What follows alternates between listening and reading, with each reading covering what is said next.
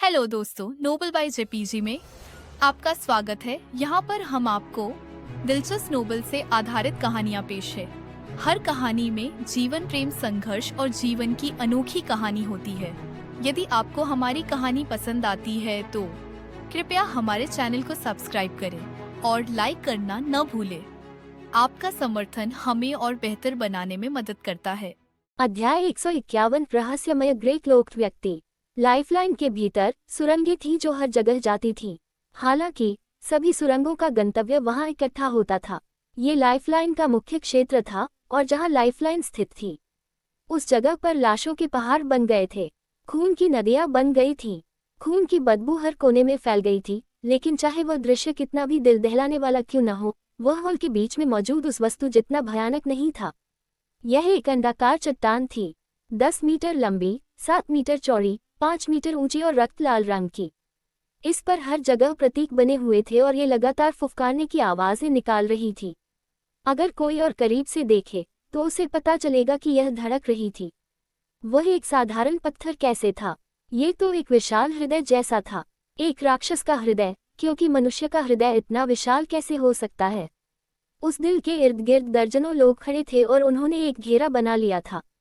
वे जिस स्थिति में खड़े थे वह एक निश्चित पैटर्न में था और यह एक रक्षा संरचना की तरह था। उनकी ताकत भी बहुत ज्यादा थी। सबसे कमजोर मूल क्षेत्र के शिखर पर थे और उनमें से 6 पहले से ही गहन क्षेत्र में प्रवेश कर चुके थे। वह पुरुष जिसका शरीर अच्छी तरह से बना हुआ था, उसके पास गहन क्षेत्र के 6ठे स्तर की साधना थी। हालांकि उस समय उसका चेहरा भयानक रूप से सफेद था। उसका बायां हाथ उसकी छाती को ढांक रहा था और खून धीरे धीरे बह रहा था। उसकी आभा अत्यधिक अस्थिर थी। हालांकि उसके पास गहन क्षेत्र के 6ठे स्तर की साधना थी, ऐसा लग रहा था कि उसकी शक्ति का एक हिस्सा सील कर दिया गया था और उस समय उसके पास केवल गहन क्षेत्र के 5वें स्तर की साधना थी।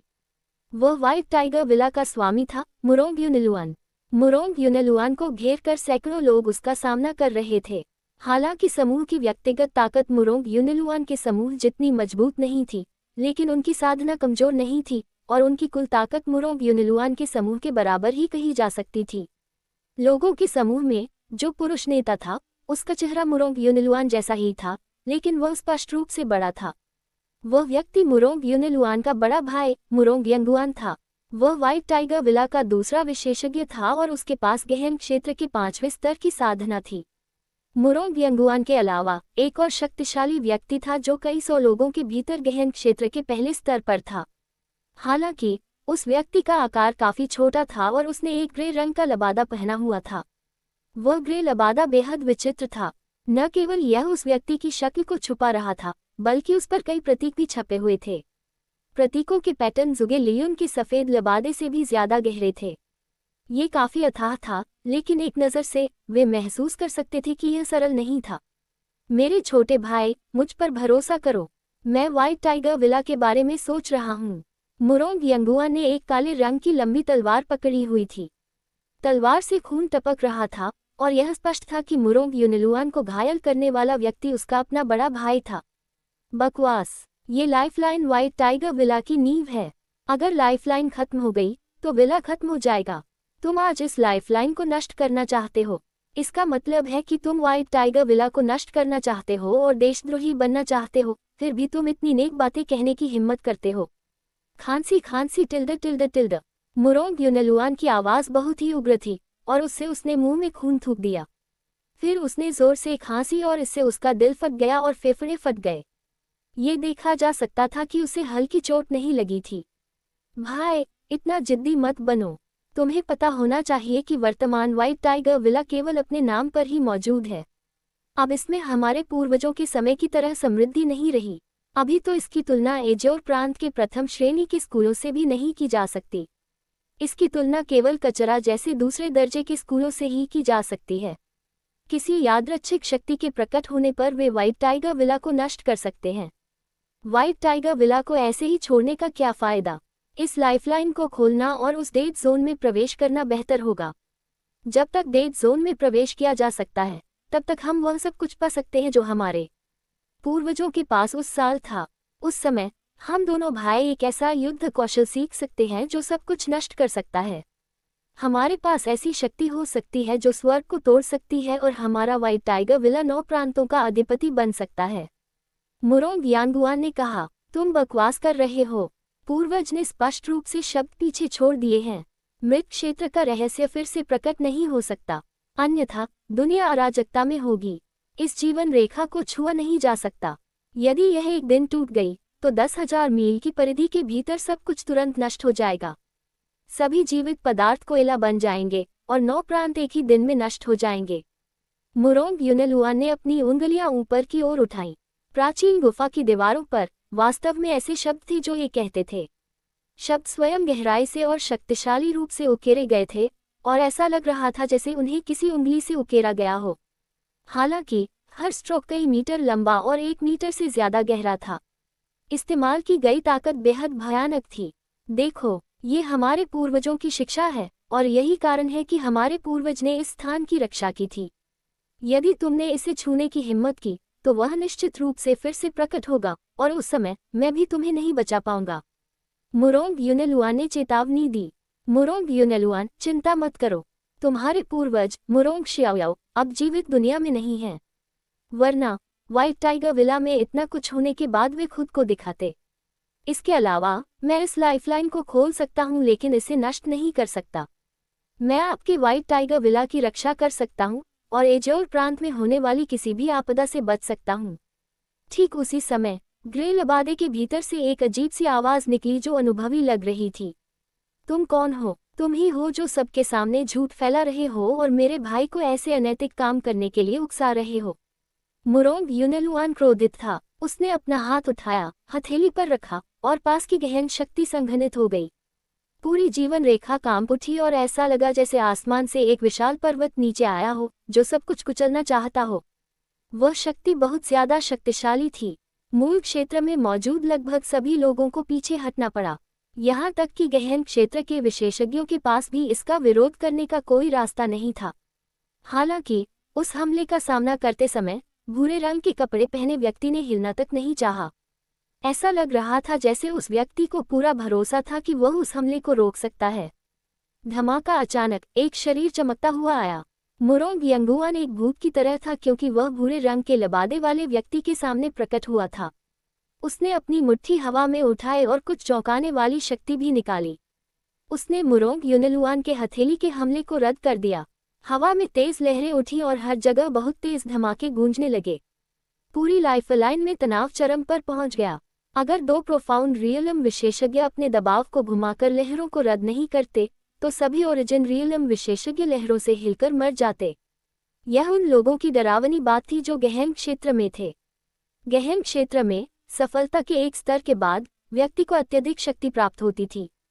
जब गहन क्षेत्र के 5वें स्तर की ताकत रखने वाले 2 विशेषज्ञ आपस में लड़ते थे तो वास्तव में ऐसी ताकत होती थी जो दुनिया को हिला देती थी।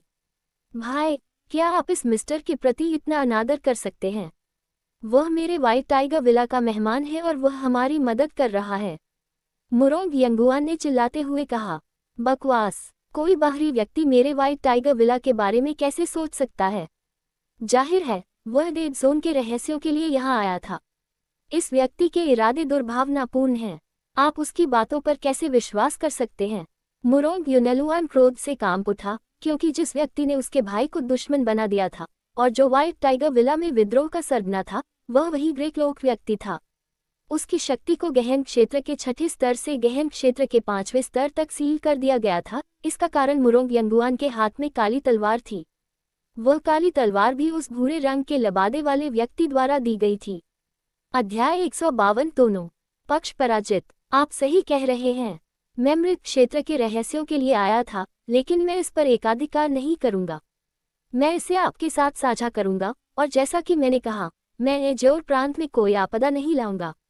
लेकिन अगर आप मुझ पर विश्वास नहीं करते हैं तो मैं इसके बारे में कुछ नहीं कर सकता।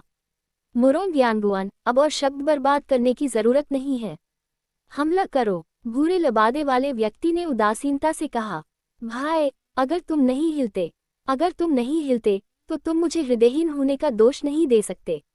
मुरोंग यांगुआन ने अपने दांत पीस लिए और उसकी निगाहें चमक उठी। ये देखा जा सकता था कि वह अपनी भावनाओं को अलग करने में असमर्थ था। तुम गद्दार हो, इतना दयालु होने का दिखावा मत करो। तुमने छठे रक्षक को भी मार डाला, फिर भी तुम अभी भी ऐसा व्यवहार कर रहे हो। व्हाइट टाइगर के 5 रक्षक, विला के कुलीन लोग, मेरे पीछे आओ और इन सभी गद्दारों को मार डालो। मुरोंग यूनेलुआन क्रोधित हो गया। वह चिल्लाया और उसके शरीर में मौजूद गहन शक्ति आसमान तक पहुंच गई।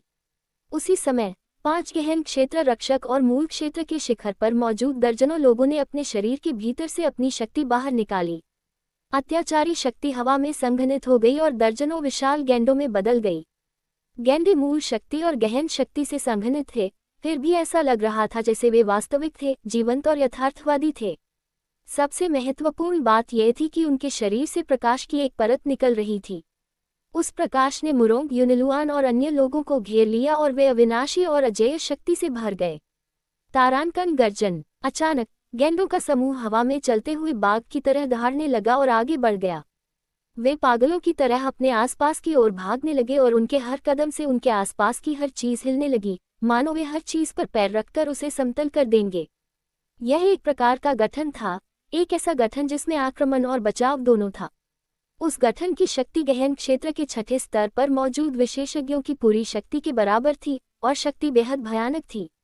भाई, इसके बाद आपको पता चल जाएगा कि मैं वास्तव में व्हाइट टाइगर विला के बारे में सोच रहा हूँ। मैं सही काम कर रहा हूँ।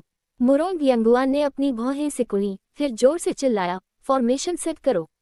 उसके बाद उसके नेतृत्व में कई सौ लोगों की मूल शक्ति बाहर निकल आई। मूल शक्ति बढ़ गई और वे तूफान में लहरों की तरह थे। वे बीच हवा में आगे बढ़े, लहर के बाद लहर, और गेंडों पर हमला किया। अंत में वे एक क्रूर, दुष्ट भेड़िया भी बन गए। भेड़ियों की संख्या बहुत ज्यादा थी और वे गेंडों से लड़ते हुए अनगिनत थे। हालांकि भेड़ियों की ताकत गेंडों से मेल नहीं खा सकती थी, लेकिन उनकी संख्या बहुत ज्यादा भयानक थी। दोनों एक दूसरे से लिपट गए और दोनों के पास आधा कदम भी आगे बढ़ने का कोई रास्ता नहीं था। वे जहां खड़े थे वहीं टकरा गए और कानों को चीर देने वाली धमाकों की आवाजें अंतहीन रूप से गूंजती रहीं। तेज लहरों ने सब कुछ तहस नहस कर दिया और जमीन ऐसे हिली जैसे भूकंप आया हो। यहाँ तक कि विशेष रूप से बनाई गई गुफा की दीवारों पर भी छोटी छोटी दरारें दिखाई देने लगीं। टकराव की ताकत बहुत ज्यादा थी और टकराव भी बहुत डरावना था। ज्यादा भयावह बात यह थी कि संरचनाओं के कारण दोनों पक्षों की गहन और मूल शक्ति बहुत पर्याप्त थी और टकराव लंबे समय तक चला। हालांकि चाहे वह कितना भी शक्तिशाली क्यों न हो, थकावट का समय तो आएगा ही। जब वे दो अत्याचारी संरचनाएं कई घंटों तक टकराती रहीं, तो मूल क्षेत्र में लगभग सभी लोग गिर गए। उनकी मूल शक्ति सूख गई और उनका एक भी निशान नहीं बचा। वे ऐसे लोग थे जो बिना किसी हरकत के फर्श पर पड़े पड़े मरने वाले थे। केवल मुरोंग यूनेलुआन और उसके 5 रक्षक ही बच पाए। मुरोंग यंगुआन की स्थिति तो और भी खराब थी। सैकड़ों लोगों के बीच केवल वह और भूरे रंग का लबादा पहने व्यक्ति ही बचा रह गया। ग्रे क्लोक वाला व्यक्ति चुपचाप सब कुछ देख रहा था और उसने हमला नहीं किया। मुरोंग यंगुआन भी कमजोर नहीं था। उसके हाथ में काली तलवार अजीबोगरीब शक्ति दे रही थी और यह शक्ति परत दर परत उसके शरीर में समा रही थी। ये वह अजीब शक्ति थी जिसकी वजह से वह बिना किसी नुकसान के 6 लोगों से एक साथ लड़ सकता था। गद्दार, भले ही मैं अपना बचा हुआ जीवन खा लूं, मैं तुम दोनों को मार डालूंगा। अचानक मुरोंग यूनेलुआन चिल्लाया और उसके शरीर में मौजूद गहन शक्ति ज्वार की तरह बाहर निकल आई, ज्वालामुखी की तरह फट गई और उसकी शक्ति तुरंत कई गुना बढ़ गई। जहां तक उसके पीछे के 5 रक्षकों की बात है, तो वे भी उसकी इच्छा से प्रभावित हुए और उन्होंने अपने शरीर में मौजूद सारी गहन शक्ति को बाहर निकालकर उस समूह की ओर भेज दिया। वे मुरोंग यंगुआन और ग्रे क्लोक्ड व्यक्ति को एक ही वार में खत्म करना चाहते थे। 6 गहन क्षेत्र विशेषज्ञों की पूरी ताकत ने हवा में एक विशाल गेंडे का निर्माण किया। वह ताकत पहले से बिल्कुल अतुलनीय थी। ये पहले के दर्जनों गेंडों की ताकत से भी आगे निकल गई। मेरे छोटे भाई, मुझे हृदयहीन होने का दोष मत दो। मुरोंग यांगुआन ने अचानक अपनी तलवार कस ली और काले रंग की तलवार काले रंग के कोहरे में बदल गई। वह काले रंग का कोहरा छोटे छोटे सांपों की तरह था जो उसके दाहिने हाथ में घुस गए। अजीब और मजबूत शक्ति संघनित हुई। आसमान तोड़ने वाला मुक्का। अचानक मुरोंग यंगुआन ने मुक्का मारा। कोई गैस नहीं निकली, लेकिन वह ताकत अजेय थी, मानो वह एक मुक्का मारकर आसमान को चीर सकती हो। तारानकन धमाका। जब वह मुक्का विशाल गेंडे से टकराया, तो वह तुरंत ही एक भयानक गहन शक्ति भावर बन गया क्योंकि दोनों पक्षों ने बिना खुद को रोके अपनी पूरी ताकत से हमला किया। इसलिए जब गहन शक्ति भावर चारों ओर फैल गया तो कोई भी इसे रोक नहीं सका। जब गहन शक्ति का भावर गुजरा तो ऐसा लगा जैसे दुनिया का अंत हो गया हो। जो लोग मूल क्षेत्र में थे उन्होंने मुंह से खून उगल दिया और कई लोग बेहोश हो गए। वह शक्ति ऐसी चीज नहीं थी जिसे वे सहन कर सकें। उसके बाद जब भयानक गहरा शक्ति भावर गायब हो गया तो लोगों ने पाया कि सभी अभी भी जीवित और स्वस्थ हैं। हालांकि वे थोड़े घायल थे, लेकिन उस भयानक गहरा शक्ति भावर से एक भी व्यक्ति नहीं मरा। ठीक उसी समय लोगों को ये देखकर आश्चर्य हुआ कि भूरे रंग का लबादा पहने व्यक्ति अभी भी वहीं खड़ा था। उस व्यक्ति के हाथ में बैंगनी रंग की रोशनी संघनित हुई, लेकिन वह जल्दी ही लुप्त हो गई। तुमने हमें बचाया। मुरोंग यूनेलुआन को लगा कि यह अविश्वसनीय था। स्पष्ट रूप से उस व्यक्ति का दुर्भावनापूर्ण इरादा था। तो जब वह व्यक्ति मृत क्षेत्र के रहस्य के लिए आया था तो उनकी जान क्यों बचाई जाए? जैसा कि मैंने कहा, ये व्यक्ति एक अच्छा व्यक्ति है। वह हमें नुकसान पहुंचाने नहीं बल्कि हमारी मदद करने आया है, मुरोंग तांगुआन ने समझाया। बकवास, वह तुम्हें धोखा दे रहा है ताकि हम दोनों खुद को मार डालें। अभी मेरे व्हाइट टाइगर विला के लोगों को गंभीर चोटें लगी हैं और वे मर गए हैं। ये सब उसकी वजह से हुआ है। तुमने कहा था कि वह हमारे बारे में सोच रहा है। मुरोंग यूनेलुआन गुस्से से चिल्लाया। वह अपने बेवकूफ बड़े भाई की वजह से वाकई पागल हो रहा था। भूरे लबादे वाले व्यक्ति ने दोनों भाइयों के झगड़ों पर कोई ध्यान नहीं दिया और वह जीवन रेखा की ओर एक एक कदम बढ़ाता हुआ आगे बढ़ा। उसके सामने पहुंचकर उसने एक आकृति बनानी शुरू की। जैसे जैसे वह घूमती गई, हृदय जैसी जीवन रेखा सिकुड़ती गई। जब वह गायब हुई तो एक बहुत बड़ा काला छेद उभर आया। वह कोई साधारण ब्लैक होल नहीं था। ये गैस द्वारा संघनित और निर्मित था और यह काले रंग के भंवर जैसा था। ये धीरे धीरे घूम रहा था और ऐसा लग रहा था जैसे इसमें निगलने की शक्ति हो।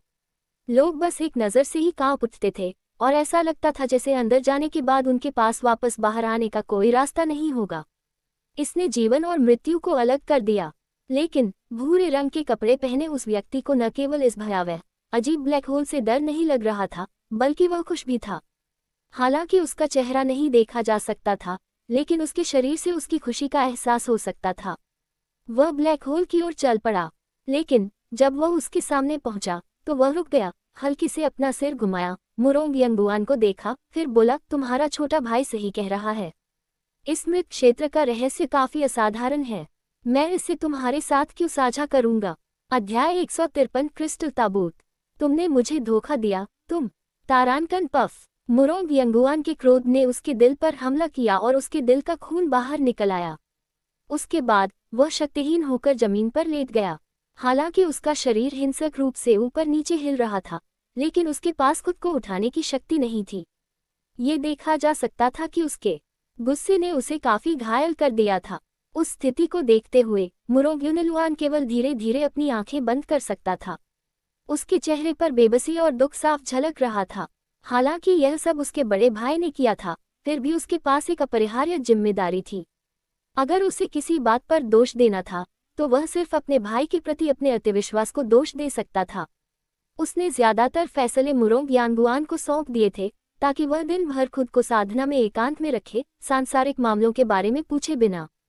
अगर ऐसा नहीं होता तो भले ही मुरोंग यांगुआन का किसी के द्वारा इस्तेमाल किया जा रहा हो, उनके लिए इतना बड़ा नुकसान उठाना असंभव होता। हालांकि कोई बात नहीं, व्हाइट टाइगर विला की ताकत बहुत कम हो गई थी। लाइफलाइन पहले ही टूट चुकी थी और खतरा वाकई करीब था। उसे विश्वास नहीं था कि ग्रे क्लोक्ड व्यक्ति व्हाइट टाइगर विला की रक्षा कर सकता है, नहीं उसे विश्वास था कि वह ऐसा करेगा। गड़गड़ाहट गड़गड़ाहट। लेकिन ठीक उसी समय अजीब ब्लैक होल से गड़गड़ाहट की आवाज़ें आईं। वह आवाज़ बहुत अजीब थी। ऐसा लग रहा था जैसे वह बहुत दूर से आ रही हो, लेकिन उस आवाज़ को सुनकर ही लोगों में बेचैनी की भावना पैदा हो गई। ऐसा लग रहा था जैसे कोई डरावनी चीज पैदा होने वाली है। हाँ हाँ हाँ हाँ, तुम्हें लगता है कि तुम मेरे पूर्वज से सब कुछ पा सकते हो। तुम्हें लगता है कि तुम्हारे पास शक्ति है। तुम्हें लगता है कि तुम योग्य हो। इस लाइफलाइन के नीचे डेड जोन है। डेड जोन के अंदर एक बहुत ही भयानक चीज बंद है। अगर आप लाइफलाइन को खोलेंगे तो आप इसे बाहर निकाल देंगे। यह एज और प्रांत को पूरी तरह से नष्ट कर देगा और महाद्वीप नष्ट हो जाएगा। आपको कुछ नहीं मिलेगा। इसके मारे जाने के बाद आप भी हमारी तरह ही मरेंगे। मुरोंग यूनेलुआन पागलों की तरह हंसा। वह निराशा में था। उसे अपने पूर्वजों द्वारा छोड़े गए शब्दों पर पूरा विश्वास था और वह जानता था कि वे सभी उस स्थान पर मरने वाले थे। पूरा एजोर प्रांत या यहाँ तक कि पूरा महाद्वीप एक आपदा का सामना करने वाला था। हम्फ, ग्रे क्लोक्ड व्यक्ति ने केवल ठंडी सांस ली और एक अजीब ब्लैक होल में फुसफुसाते हुए कूद गया। सबसे अजीब बात यह थी कि ग्रे क्लोक्ड व्यक्ति के प्रवेश करने के तुरंत बाद डरावनी गड़गड़ाहट की आवाज़ें धीरे धीरे कम हो गईं, जब तक कि यह पूरी तरह से गायब नहीं हो गई। अधिक महत्वपूर्ण बात यह थी कि यह विचित्र ब्लैक होल भी धीरे धीरे सिकुड़ता गया और ऐसा लगने लगा कि यह बंद होने वाला है। लाइफलाइन नष्ट हो गई है, लेकिन व्हाइट टाइगर विला अभी तक नष्ट नहीं हुआ है। सभी लोग जल्दी से ब्लैक होल में प्रवेश करें। वह डेड जोन है और हम संभवतः वह सब कुछ प्राप्त कर सकते हैं जो मुरोंग शियाओयाओ के पास था। उसे देखकर अचानक किसी ने चिल्लाकर कहा। उस आवाज के गूंजने के बाद सभी ने ब्लैक होल की ओर चढ़ने की पूरी कोशिश की, लेकिन उनमें कोई ताकत नहीं थी। उन्हें वाकई 1 इंच भी आगे बढ़ने में असमर्थ कहा जा सकता था। हालांकि ब्लैक होल बहुत नजदीक था, लेकिन उनके पास और करीब जाने का कोई रास्ता नहीं था। बहुत से लोग लगातार पछताते रहे, कुछ दहाड़ते रहे, कुछ चिल्लाते रहे, कुछ में तो इतनी भी ताकत नहीं थी कि वे ऐसा कर सकें। टा टा टा। ठीक उसी समय तेज कदमों की आवाज लगातार आती रही। उसके पीछे एक व्यक्ति प्रकाश की तरह दौड़ता हुआ आया और अंत में वे जीवन रेखा के बीच में खड़े हो गए। वे चू फैंग और मुरोंग शिन्यू थे। पिताजी। मुरोंग यूनेलुआन को देखने के बाद मुरोंग शिन्यू जल्दी से दौड़कर अपने पिता की बाहों में कूद गई। चू फैंग ने अपने आसपास के माहौल को ध्यान से देखा। अभी अभी जो शब्द उसने सुने थे, उनसे चू फैंग को एहसास हुआ कि वहां एक और भी शक्तिशाली व्यक्ति था, लेकिन स्पष्ट रूप से उस पल वह व्यक्ति चला गया था। चू फैंग, जल्दी से ब्लैक होल में प्रवेश करो। इसमें कोई संदेह नहीं है कि यह सम्राट मकबरे का प्रवेश द्वार है। जब चू फैंग की नज़र ब्लैक होल की ओर गई तो एग्गी की मधुर आवाज गूंजी और वह असामान्य रूप से उत्साहित थी। लगभग उसी समय जब एग्गी बोल रहा था, चू फैंग ब्लैक होल की ओर भागा। उस समय ब्लैक होल पहले से ही बहुत छोटा था। चू फैंग के पास उसमें पैर रखने का कोई रास्ता नहीं था, इसलिए वह केवल अपने हाथों को आपस में ताली बजा सकता था और गोता लगाने की मुद्रा में वह सिर के बल ब्लैक होल में कूद गया। कुछ ही पलों में ब्लैक होल पूरी तरह से बंद हो गया और लाइफलाइन से गायब हो गया। ऐसा लगा जैसे वह पहले कभी दिखाई ही नहीं दिया था और उसने अपने पीछे कोई निशान भी नहीं छोड़ा। उस समय बहुत से लोग बेहद निराश थे। उन्हें लगा कि उन्होंने अपने समय के विशेषज्ञ बनने का मौका खो दिया है। आखिरकार उस साल मुरोंग शियाओयाओ डेड जोन में प्रवेश करने के बाद कुछ अच्छी चीजें प्राप्त करने के बाद इतना शक्तिशाली व्यक्ति बन गया था। लेकिन कई लोग शांत भी थे। उन्हें लगा कि जब लाइफलाइन खत्म हो जाएगी तो कोई भयानक जीव निकलेगा। इससे व्हाइट टाइगर विला तुरंत नष्ट हो जाएगा और स्वाभाविक रूप से उनकी जान भी नहीं बचेगी। हालांकि ऐसा होता नहीं दिख रहा था। पिताजी। मुरोंग शिन्यू आराम से मुरोंग यूनेलुआन के बगल में बैठ गई और उसके चेहरे पर आंसू भर आए। शिन्यू, अभी अभी वही युवक कौन था? मैंने उसे पहले कभी क्यों नहीं देखा? मुरोंग यूनेलुआन अभी भी उस जगह को देख रहा था जहां ब्लैक होल गायब हो गया था और उसके दिल में कुछ अवर्णनीय भावनाएं थीं। वह चू फैंग है और वह एक विश्व अध्यात्मवादी है। हालांकि वह एक बुरा व्यक्ति नहीं है। यात्रा के दौरान अगर वह मेरी रक्षा नहीं करता तो मेरे पास यहाँ जीवित वापस लौटने का कोई रास्ता नहीं था। इस बात पर बोलते हुए मुरोंग शिन्यू ने पास के मुरोंग यंगुआन पर एक तीखी नजर डाली। वह इस समय व्हाइट टाइगर विला का सबसे बड़ा अपराधी था। विश्व अध्यात्मवादी मुरोंग यूनेलुआन विचार कर रहा था। उसे अपने पूर्वज मुरोंग शियाओयाओ के शब्दों पर पूरा भरोसा था। अगर लाइफलाइन खत्म हो जाती है तो विला भी खत्म हो जाता है। हालांकि उस समय लाइफलाइन टूट चुकी थी, फिर भी विला पूरी तरह से ठीक था। उसे इस बात पर संदेह था कि क्या ग्रे क्लोक्ड व्यक्ति ने कुछ किया है, लेकिन उसे इस बात पर और भी संदेह था कि ग्रे क्लोक्ड व्यक्ति, जो गहन क्षेत्र के प्रथम स्तर पर था, में उस तरह की ताकत थी या नहीं। उसी समय चू फैंग एक स्वप्न जैसे क्षेत्र में प्रवेश कर गया।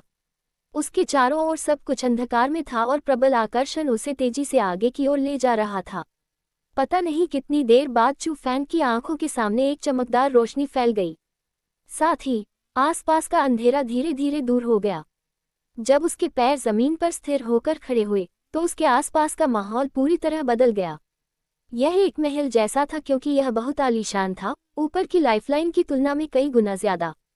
ये बस सबसे आलीशान जगह थी जो चू फैंग ने पहले कभी देखी थी। यह एक विशाल संरचना की तरह लग रहा था क्योंकि हर जगह प्रतीक उकेरे गए थे। वे सभी जगमगाती रोशनी से एक दूसरे से जुड़े हुए थे और ऐसा लग रहा था जैसे यह एक विशाल जाल था जिसने पूरे क्षेत्र को घेर रखा था। यह एक कब्र की तरह था क्योंकि उस सबके बीच में एक गोल मंच था। गोल मंच के बीच में एक चमकता हुआ क्रिस्टल का ताबूत था। अध्याय 154 स्वर्ग क्षेत्र के अवशेष। क्रिस्टल कब्र पारदर्शी थी। चू फैंग मंच पर चला गया और वह स्पष्ट रूप से देख सकता था कि कब्र के अंदर एक बूढ़ा आदमी लेटा हुआ था। बूढ़े आदमी के बाल बर्फ जैसे थे, चेहरा कागज जैसा था और उसका शरीर सूखकर लकड़ी की तरह पतला हो गया था। हालांकि इन सब के बावजूद वह अभी भी एक दमनकारी एहसास देता था क्योंकि जब वह व्यक्ति जीवित था तो वह स्वर्गलोक का साधक था। स्वर्गीय क्षेत्र का साधक। हाँ, ये बढ़िया है। जल्दी से मुझे इस व्यक्ति की स्रोत ऊर्जा को अवशोषित करने में मदद करें। जब तक यह अवशोषित हो जाती है मैं गहन क्षेत्र में प्रवेश कर सकता हूँ। जब जरूरत होगी मैं अपनी शक्ति तुम्हें हस्तांतरित कर सकता हूँ। अभी तुम्हारे तरीकों से तुम निश्चित रूप से उस गोंग लुयुन को मार सकते हो। वर्मिलियन बर्ड सिटी में शांगबुआन परिवार भी तुम्हें रोक नहीं पाएगा। एग्गी की मधुर आवाज सुनाई दी और उसी क्षण वह इतनी उत्साहित हो गई कि वह आध्यात्मिक दुनिया में बेतरतीब ढंग से कूदने लगी। जब वह खुश होती थी तो वह एक बच्चे की तरह होती थी क्योंकि स्वर्ग क्षेत्र के विशेषज्ञ की स्रोत ऊर्जा उसे बहुत आकर्षित कर रही थी। स्वर्ग क्षेत्र। यह एक स्वर्ग क्षेत्र विशेषज्ञ के अवशेष हैं। क्या ये व्हाइट टाइगर विला का पूर्वज है, वह व्यक्ति जिसने सबसे शक्तिशाली आक्रमण विधि को समझा था, मुरोंग शियाओयाओ? एग्गी की तुलना में जो केवल उसकी स्रोत ऊर्जा को अवशोषित करना चाहता था, चू फैन को बूढ़े आदमी को देखते हुए गहरा सम्मान था। ऐसा इसलिए था क्योंकि उसकी शक्ति किंवदंतियों के मुरोंग शियाओयाओ से बहुत मिलती जुलती थी। कौन परवाह करता है कि वह कौन है? जल्दी से क्रिस्टल ताबूत खोलो, वरना जब वह विश्व प्रेतात्मावादी वापस आएगा तो तुम और मैं मर जाएंगे। एग्गी ने अधीरता से याद दिलाया। विश्व प्रेतात्मावादी? जो व्यक्ति पहले आया था वह विश्व प्रेतात्मावादी था। चू फैंग को बहुत आश्चर्य हुआ। उसने कभी नहीं सोचा होगा कि एग्गी, जिसने उस व्यक्ति की शक्ल भी नहीं देखी, वह जान सकता है कि उसकी पहचान क्या है। हालांकि कुछ सोचने के बाद ये समझ में आया। सबसे अधिक संभावना है कि केवल विश्व स्पिरिटिस्ट ही इस क्षेत्र में प्रवेश करने के लिए तथाकथित जीवन रेखा को समझने में सक्षम थे। भले ही वह गहन क्षेत्र विश्व स्पिरिटिस्ट सुगी लियोन के बराबर न हो, फिर भी वह निश्चित रूप से काफी प्रभावशाली चरित्र था। उस बिंदु पर विचार करते हुए चू फैंग ने अब और संकोच नहीं किया। क्रिस्टल ताबूत का ढक्कन खोलने के बाद उसने सबसे पहले उस शक्तिशाली व्यक्ति को प्रणाम किया जो स्वर्ग क्षेत्र में था, उसकी स्रोत ऊर्जा को अवशोषित करना शुरू करने से पहले। ये कहना जरूरी था कि स्रोत ऊर्जा असामान्य रूप से मजबूत थी। ये गहन क्षेत्र में मौजूद ऊर्जाओं से तुलनीय नहीं थी और जैसे ही उसने इसे अवशोषित किया, चू फैंग थोड़ा तनाव में आ गया।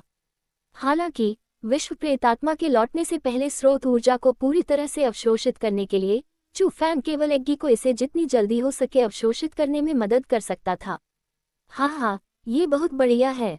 ये स्वाद बहुत बढ़िया है और मेरी खेती आखिरकार फिर से बढ़ जाएगी। लगभग 1 घंटे तक अवशोषित करने के बाद चू फैंग ने अंततः अवशेषों से स्रोत ऊर्जा को पूरी तरह से ग्रहण कर लिया। एग्गी बेहद खुश थी क्योंकि इन सब के बाद जिसने इससे सबसे अधिक लाभ प्राप्त किया वह कोई और नहीं बल्कि वह थी। वह पहले से ही गहन क्षेत्र के पहले स्तर में प्रवेश कर चुकी थी। हम ठीक उसी समय चू फैंग चौंक गया क्योंकि उसे पता चला कि पहले के पूरे अवशेष बदलने लगे थे। सफेद कपड़ों के नीचे का शरीर तेजी से सिकुड़ रहा था। खून और मांस तेजी से गायब हो गया और यह सूखी हड्डियों का ढेर बन गया। ये क्यों हुआ? चू फैंग अतुलनीय रूप से स्तब्ध था। उसे स्पष्ट रूप से याद था कि स्रोत ऊर्जा को अवशोषित करने से अवशेषों पर कोई प्रभाव नहीं पड़ेगा, फिर भी स्रोत ऊर्जा को अवशोषित करने के बाद परिपूर्ण अवशेष भयानक हड्डियों में क्यों बदल गए? बेवकूफ, इसमें इतना आश्चर्य की क्या बात है? उसके अवशेष पूरे रह पाए, इसका कारण इस क्रिस्टल ताबूत के विशेष प्रभाव थे। आपने क्रिस्टल ताबूत खोला तो स्वाभाविक रूप से उसके अवशेष प्रभावित होंगे। एग्गी ने समझाया। मैं समझ गया। तो क्या ये सम्राट के मकबरे का प्रवेश द्वार है? वह विश्व प्रेतात्मावादी कहाँ है? वह कहाँ गया? चू फैंग ने अपने आसपास के माहौल का सावधानीपूर्वक आकलन किया और उसने पाया कि जीवन रेखा के साथ समानताएं थीं। हर जगह जाने वाली कई सुरंगें थीं, लेकिन कोई नहीं जानता था कि वे कहाँ जाती हैं। रुको, ये सीलिंग संरचना जैसा लगता है। बहुत मजबूत सीलिंग संरचना। अगर मैं गलत नहीं हूँ तो यह व्यक्ति मुरोंग शियाओयाओ होना चाहिए। उसे सम्राट मकबरे से कुछ मिला होगा, लेकिन किसी अज्ञात कारण से वह नहीं चाहता था कि कोई सम्राट मकबरे को फिर से खोले, इसलिए उसने इसे यहाँ सील कर दिया। हालांकि चूंकि हमने लाइफलाइन के डिकोड होने के बाद चीजें सुनी, इसलिए ये सीलिंग संरचना प्रभावित हुई होगी। आसपास के प्रतीकों को देखते हुए उन्हें इस सीलिंग संरचना को स्थिर करने के लिए उस विश्व स्पिरिटिस्ट द्वारा बनाया जाना चाहिए था। जहां तक तथाकथित लाइफलाइन की बात है, तो यह मुरोंग शियाओयाओ का झूठ ही होना चाहिए। जब सब कुछ शुरू हुआ तो उसने पहले से ही यहाँ खुद को दफनाने की योजना बना ली थी। इसलिए जब व्हाइट टाइगर विला की स्थापना हुई तो ये जगह भी पहले से ही बनाई गई थी। शायद मरने के बाद कोई भी उसकी शांति को भंग न कर सके, या शायद इस सीलिंग संरचना के नीचे वास्तव में कुछ था। वह नहीं चाहता था कि कोई भी इस जगह में फिर से प्रवेश करे। लेकिन चाहे जो भी कारण रहा हो, वह उस वर्ष जीवित था और वह चेतना नहीं था। उस वर्ष उसने जानबूझकर गायब होने का नाटक किया। फिर जब लोग आए और घुसपैठ की तो उसने भविष्य में दूसरों को डराने के लिए निर्दयतापूर्वक उनकी हत्या कर दी। एग्गी ने विश्लेषण किया, लेकिन फिर भी वह अचानक एक समृद्ध युवा से एक वृद्ध व्यक्ति कैसे बन गया? अगर किंवदंतियां सच थीं, तो इसका मतलब है कि वह 300 साल तक जीवित रहा। ये पहले से ही मानव जीवन की सीमाओं को पार कर गया है ना? चू फैंग बहुत उलझन में था। उस बदलाव के लिए उसे कुछ अनुभव करना होगा। सम्राट की कब्रें उतनी सरल नहीं है जितनी आप सोचते हैं। न केवल उनके भीतर दुष्ट आत्माएं हैं, बल्कि कई अन्य शक्तिशाली चीजें भी हैं जो उनकी रक्षा करती हैं। अगर वह एक समृद्ध युवा से एक वृद्ध व्यक्ति में बदल गया, तो इसका मतलब है कि वह कई 100 साल तक जीने में भी सक्षम था।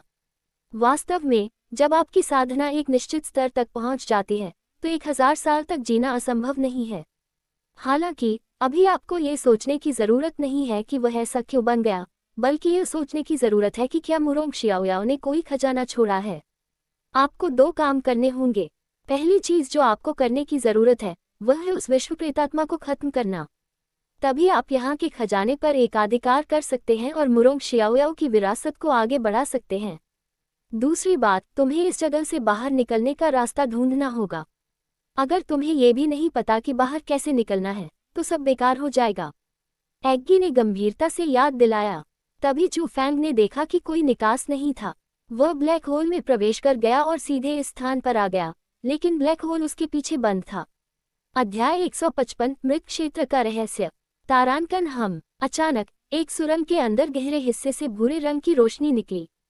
भूरे रंग की यह रोशनी बेहद अजीब थी और यह एक तरह की आत्मा निर्माण शक्ति थी। अरे, ये व्यक्ति ग्रे क्लोक वर्ल्ड स्पिरिटिस्ट है। उस अजीब रोशनी को देखने के बाद एग्गी घबरा गई। Grey cloak world spiritist. Chu Fang काफी हैरान था, लेकिन एग्गी के घबराए हुए रवैये से वह महसूस कर सकता था कि वर्ल्ड स्पिरिटिस्ट सरल नहीं था। चू फैंग, इस बार तुम लापरवाह नहीं हो सकते। ये विश्व प्रेतात्मावादी बहुत शक्तिशाली है। तुम्हारे एजो ड्रैगन स्कूल के एल्डर झूगे से भी अधिक शक्तिशाली। एग्गी ने गंभीरता से कहा। क्या एल्डर झूगे से भी ज्यादा ताकतवर? चू फैंग हैरान रह गया। ये सही है। विश्व अध्यात्मवादियों की भी रैंकिंग होती है और उन्हें उनकी आत्मा निर्माण की शक्ति के आधार पर रैंक किया जाता है।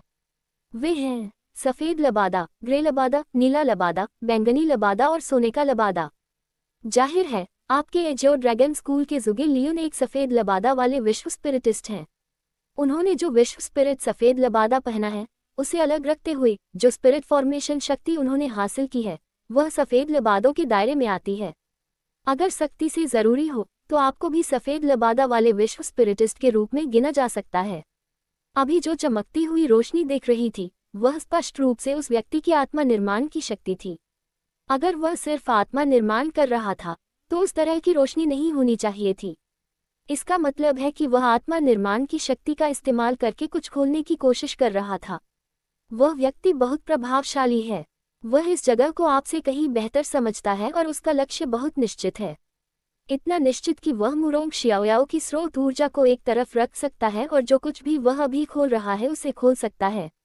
अगर मेरा अनुमान सही है, तो वह चीज मुरोंग शियाओयाओ की स्रोत ऊर्जा से भी ज्यादा आकर्षक होगी।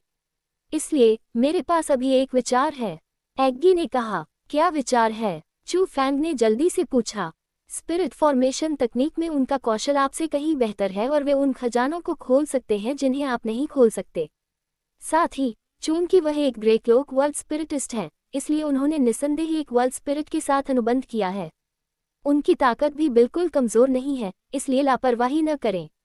अभी ताबूत में छिप जाओ, रुको, और जब वह दूसरी सुरंगों में जाए तो ताबूत से बाहर आ जाओ और एक जाल बिछाओ जो उसकी शक्ति को दबा सके। खजाने खोलने के बाद वह आएगा और मुरोंग शियाओयाओ की स्रोत ऊर्जा को अवशोषित करेगा। उस समय आप उस पर घात लगाएंगे और उसके पास जो कुछ भी है उसे ले लेंगे। एग्गी ने याद दिलाया, मम्मा, खरगोशों का इंतजार करते हुए पेड़ के तने की रखवाली करना और मछुआरे को इनाम मिलना हुआ। एग्गी की बातें सुनने के बाद चू फेंग पूरी तरह से सहमत हो गया। ये पहली बार नहीं था कि उसने ऐसा कुछ किया हो, लेकिन इसका असर बहुत अच्छा था। तब से चू फेंग ने क्रिस्टल ताबूत के बाहर भ्रम पैदा करने के लिए आत्मा निर्माण विधियों का उपयोग किया। जो लोग बाहर से देख रहे थे उन्हें मुरोंग शियाओयाओ की पूरी, बिना क्षतिग्रस्त लाश दिखाई दी, लेकिन वास्तव में यह नकली थी। भले ही चू फेंग ताबूत में प्रवेश कर गया हो, फिर भी लोग बाहर से मुरोंग शियाओयाओ की लाश देख पाएंगे। जैसे ही चू फेंग ने क्रिस्टल ताबूत पर कुछ सामान लगाना समाप्त किया, सुरंग के भीतर से गहरे भूरे रंग की रोशनी पूरी तरह से गायब हो गई। एग्गी ने चू फेंग को याद दिलाया कि विश्व प्रेतवादी ने उस खंड को खोलना समाप्त कर दिया होगा और वह वर्तमान में वापस आ रहा था। इसलिए चू फेंग जल्दी से क्रिस्टल ताबूत के अंदर छिप गया। चू फेंग क्रिस्टल ताबूत के अंदर लेटे हुए कमोबेश घबराया हुआ था। आखिरकार एग्गी ने पहले ही कहा था कि आत्मा निर्माण तकनीकों के मामले में वह व्यक्ति ज़ुगे लियोन से भी अधिक शक्तिशाली था और उसकी असली ताकत अथाह थी। हालांकि एग्गी ने गहन क्षेत्र में प्रवेश किया था और उसकी मदद से चू फेंग गहन क्षेत्र के छठे स्तर पर विशेषज्ञों से भी लड़ सकता था, बिना दमनकारी जाल बिछाए। चू फेंग आश्वस्त नहीं था। टा। हालांकि जब हल्के कदमों की आहट गुजरी और फिर धीरे धीरे दूर हो गई तो चू फेंग का तनावग्रस्त दिल शांत हो गया। विश्व प्रेतवादी ने अपनी आत्मा शक्ति का उपयोग नहीं किया, इसका मतलब था कि उसे खुद पर बहुत भरोसा था। कब्र के भीतर उसे यकीन था कि वह अकेला था। उसके बाद चू फेंग ने क्रिस्टल ताबूत के चारों ओर जाल बिछाना शुरू कर दिया। जितना ज्यादा वह जाल बिछाता उतना ज्यादा वह कब्र में होने वाले बदलावों को महसूस कर पाता। हालांकि सतह पर कुछ भी अजीब नहीं था, लेकिन वह एहसास ऐसा था जैसे कोई बहुत ही मजबूत चीज फिर से जीवित होने वाली हो। अरे, ये बहुत असहज लग रहा है। वह आदमी इस सीलिंग संरचना को नहीं समझ पा रहा है। सम्राट मकबरे का प्रवेश द्वार खोल रहा है और बुरी आत्माओं को बाहर निकाल रहा है न? चू फेंग बहुत शांत नहीं था। ऐसा इसलिए था क्योंकि वह कब्र के भीतर बंद था। उसे नहीं पता था कि बाहर निकलने का रास्ता कहाँ है, इसलिए अगर कोई दुष्ट आत्मा निकल जाती तो उसे नहीं पता होता कि कहाँ भागना है और वह निश्चित रूप से मर जाएगा। चिंता मत करो, इस सीलिंग संरचना का मूल यही है। अगर वह सीलिंग संरचना को खोलना चाहता है तो वह संरचना को स्थिर करने के लिए प्रतीकों का उपयोग नहीं करेगा। अगर मेरा अनुमान सही है तो वह किसी भी जीव को मुक्त नहीं करने जा रहा है। वह सबसे अधिक संभावना एक सीलबंद मार्शल कौशल को खोल रहा है, जो मृत क्षेत्र का रहस्य है, जिसके बारे में उसने पहले कहा था। एग्गी ने समझाया, सच में ये बहुत बढ़िया होगा। उस पल चू फेंग बेहद उत्साहित था। आखिरकार उस साल मुरोंग शियाओयाओ ने जो मार्शल कौशल हासिल किया था वह काफी अद्भुत था। अगर वह इसे हासिल कर लेता तो यह असली तुरुप का पत्ता पाने के बराबर होता। गड़गड़ाहट। वर्ल्ड स्पिरिटिस्ट के आखिरी सुरंग में प्रवेश करने के कुछ ही समय बाद पूरी कब्र में गड़गड़ाहट होने लगी, जैसे कि कोई शक्तिशाली चीज पैदा होने वाली हो। हालांकि यह उस शोर से बिल्कुल अलग था जो उसने पहले लाइफलाइन में सुना था। वह लगभग समाप्त हो चुका है। मेरे अनुमान वास्तव में सही थे। वह जो खोल रहा है वह एक सीलबंद विधि है, और भले ही यह मृत क्षेत्र का रहस्य न हो, यह कोई साधारण मार्शल कौशल नहीं होगा, अन्यथा इतनी बड़ी हरकतें नहीं होंगी। एग्गी ने उत्साह से कहा। चू फेंग भी इसी तरह उत्साहित था और उसने जाल बिछाने की गति बढ़ा दी। वाह टिल्ड। ठीक उसी समय हर दिशा से एक बाघ की दहाड़ सुनाई दी। वह ध्वनि अत्यंत बहरा करने वाली थी और यह निश्चित रूप से दुनिया को हिला सकती थी। ये हजारों जानवरों के सच्चे राजा की दहाड़ थी। ये किसी के भी दिल को हिला सकती थी और लोगों के दिलों में डर पैदा कर सकती थी और उन्हें झुकने पर मजबूर कर सकती थी। हे भगवान, ये ध्वनि! तुमने कहा था कि वह बुरी आत्माओं को मुक्त नहीं कर रहा था। चू फेंग के माथे पर पसीना था क्योंकि वह उस वस्तु की ताकत को सिर्फ दहाड़ से महसूस कर सकता था। बेवकूफ, तुम एक विश्व अध्यात्मवादी हो, लेकिन तुम दुष्ट आत्माओं और आत्माओं के बीच भी अंतर नहीं कर सकते। क्या दुष्ट आत्मा की आभा इतनी दयालु होगी? यह कोई दुष्ट आत्मा नहीं है। यह एक बहुत बड़ा अवसर है क्योंकि यह कोई साधारण मार्शल कौशल नहीं है। यह एक गुप्त कौशल है।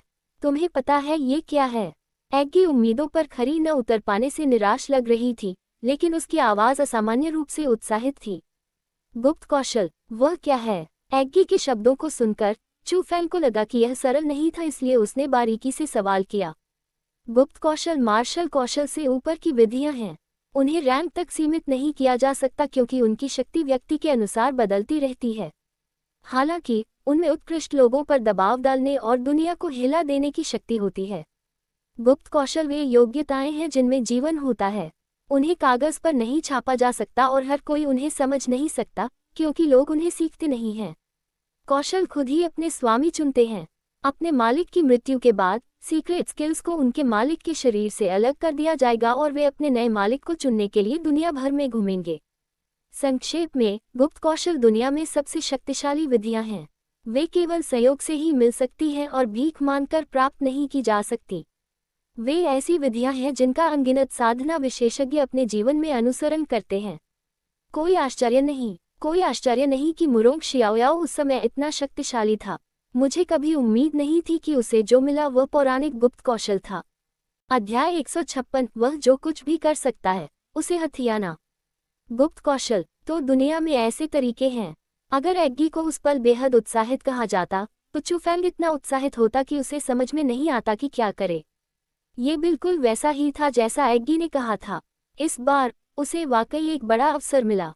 एग्गी, क्या तुम्हें यकीन है कि यह एक गुप्त कौशल है? चू फैंग ने पूछा, क्योंकि अपने दिल की गहराइयों से वह उम्मीद करता था कि यह एक गुप्त कौशल था। क्या तुम मेरी क्षमताओं पर संदेह कर रहे हो? क्या तुम्हें लगता है कि मैंने कुछ भी नहीं देखा है और मैं सीक्रेट स्किल को भी गलत पहचान सकता हूँ? इस आभा को याद रखो, ये सीक्रेट स्किल के लिए अद्वितीय है और केवल उनके पास इस प्रकार की आभा है। एग्गी ने समझाया, लेकिन ये तो बहुत शक्तिशाली आभा है। क्या इतना शक्तिशाली अस्तित्व मेरी सेवा करने को तैयार होगा? चू फैंग थोड़ा चिंतित था। वह दहाड़ हर दिशा से आ रही थी, लेकिन ये स्पष्ट रूप से केवल एक वस्तु के कारण थी।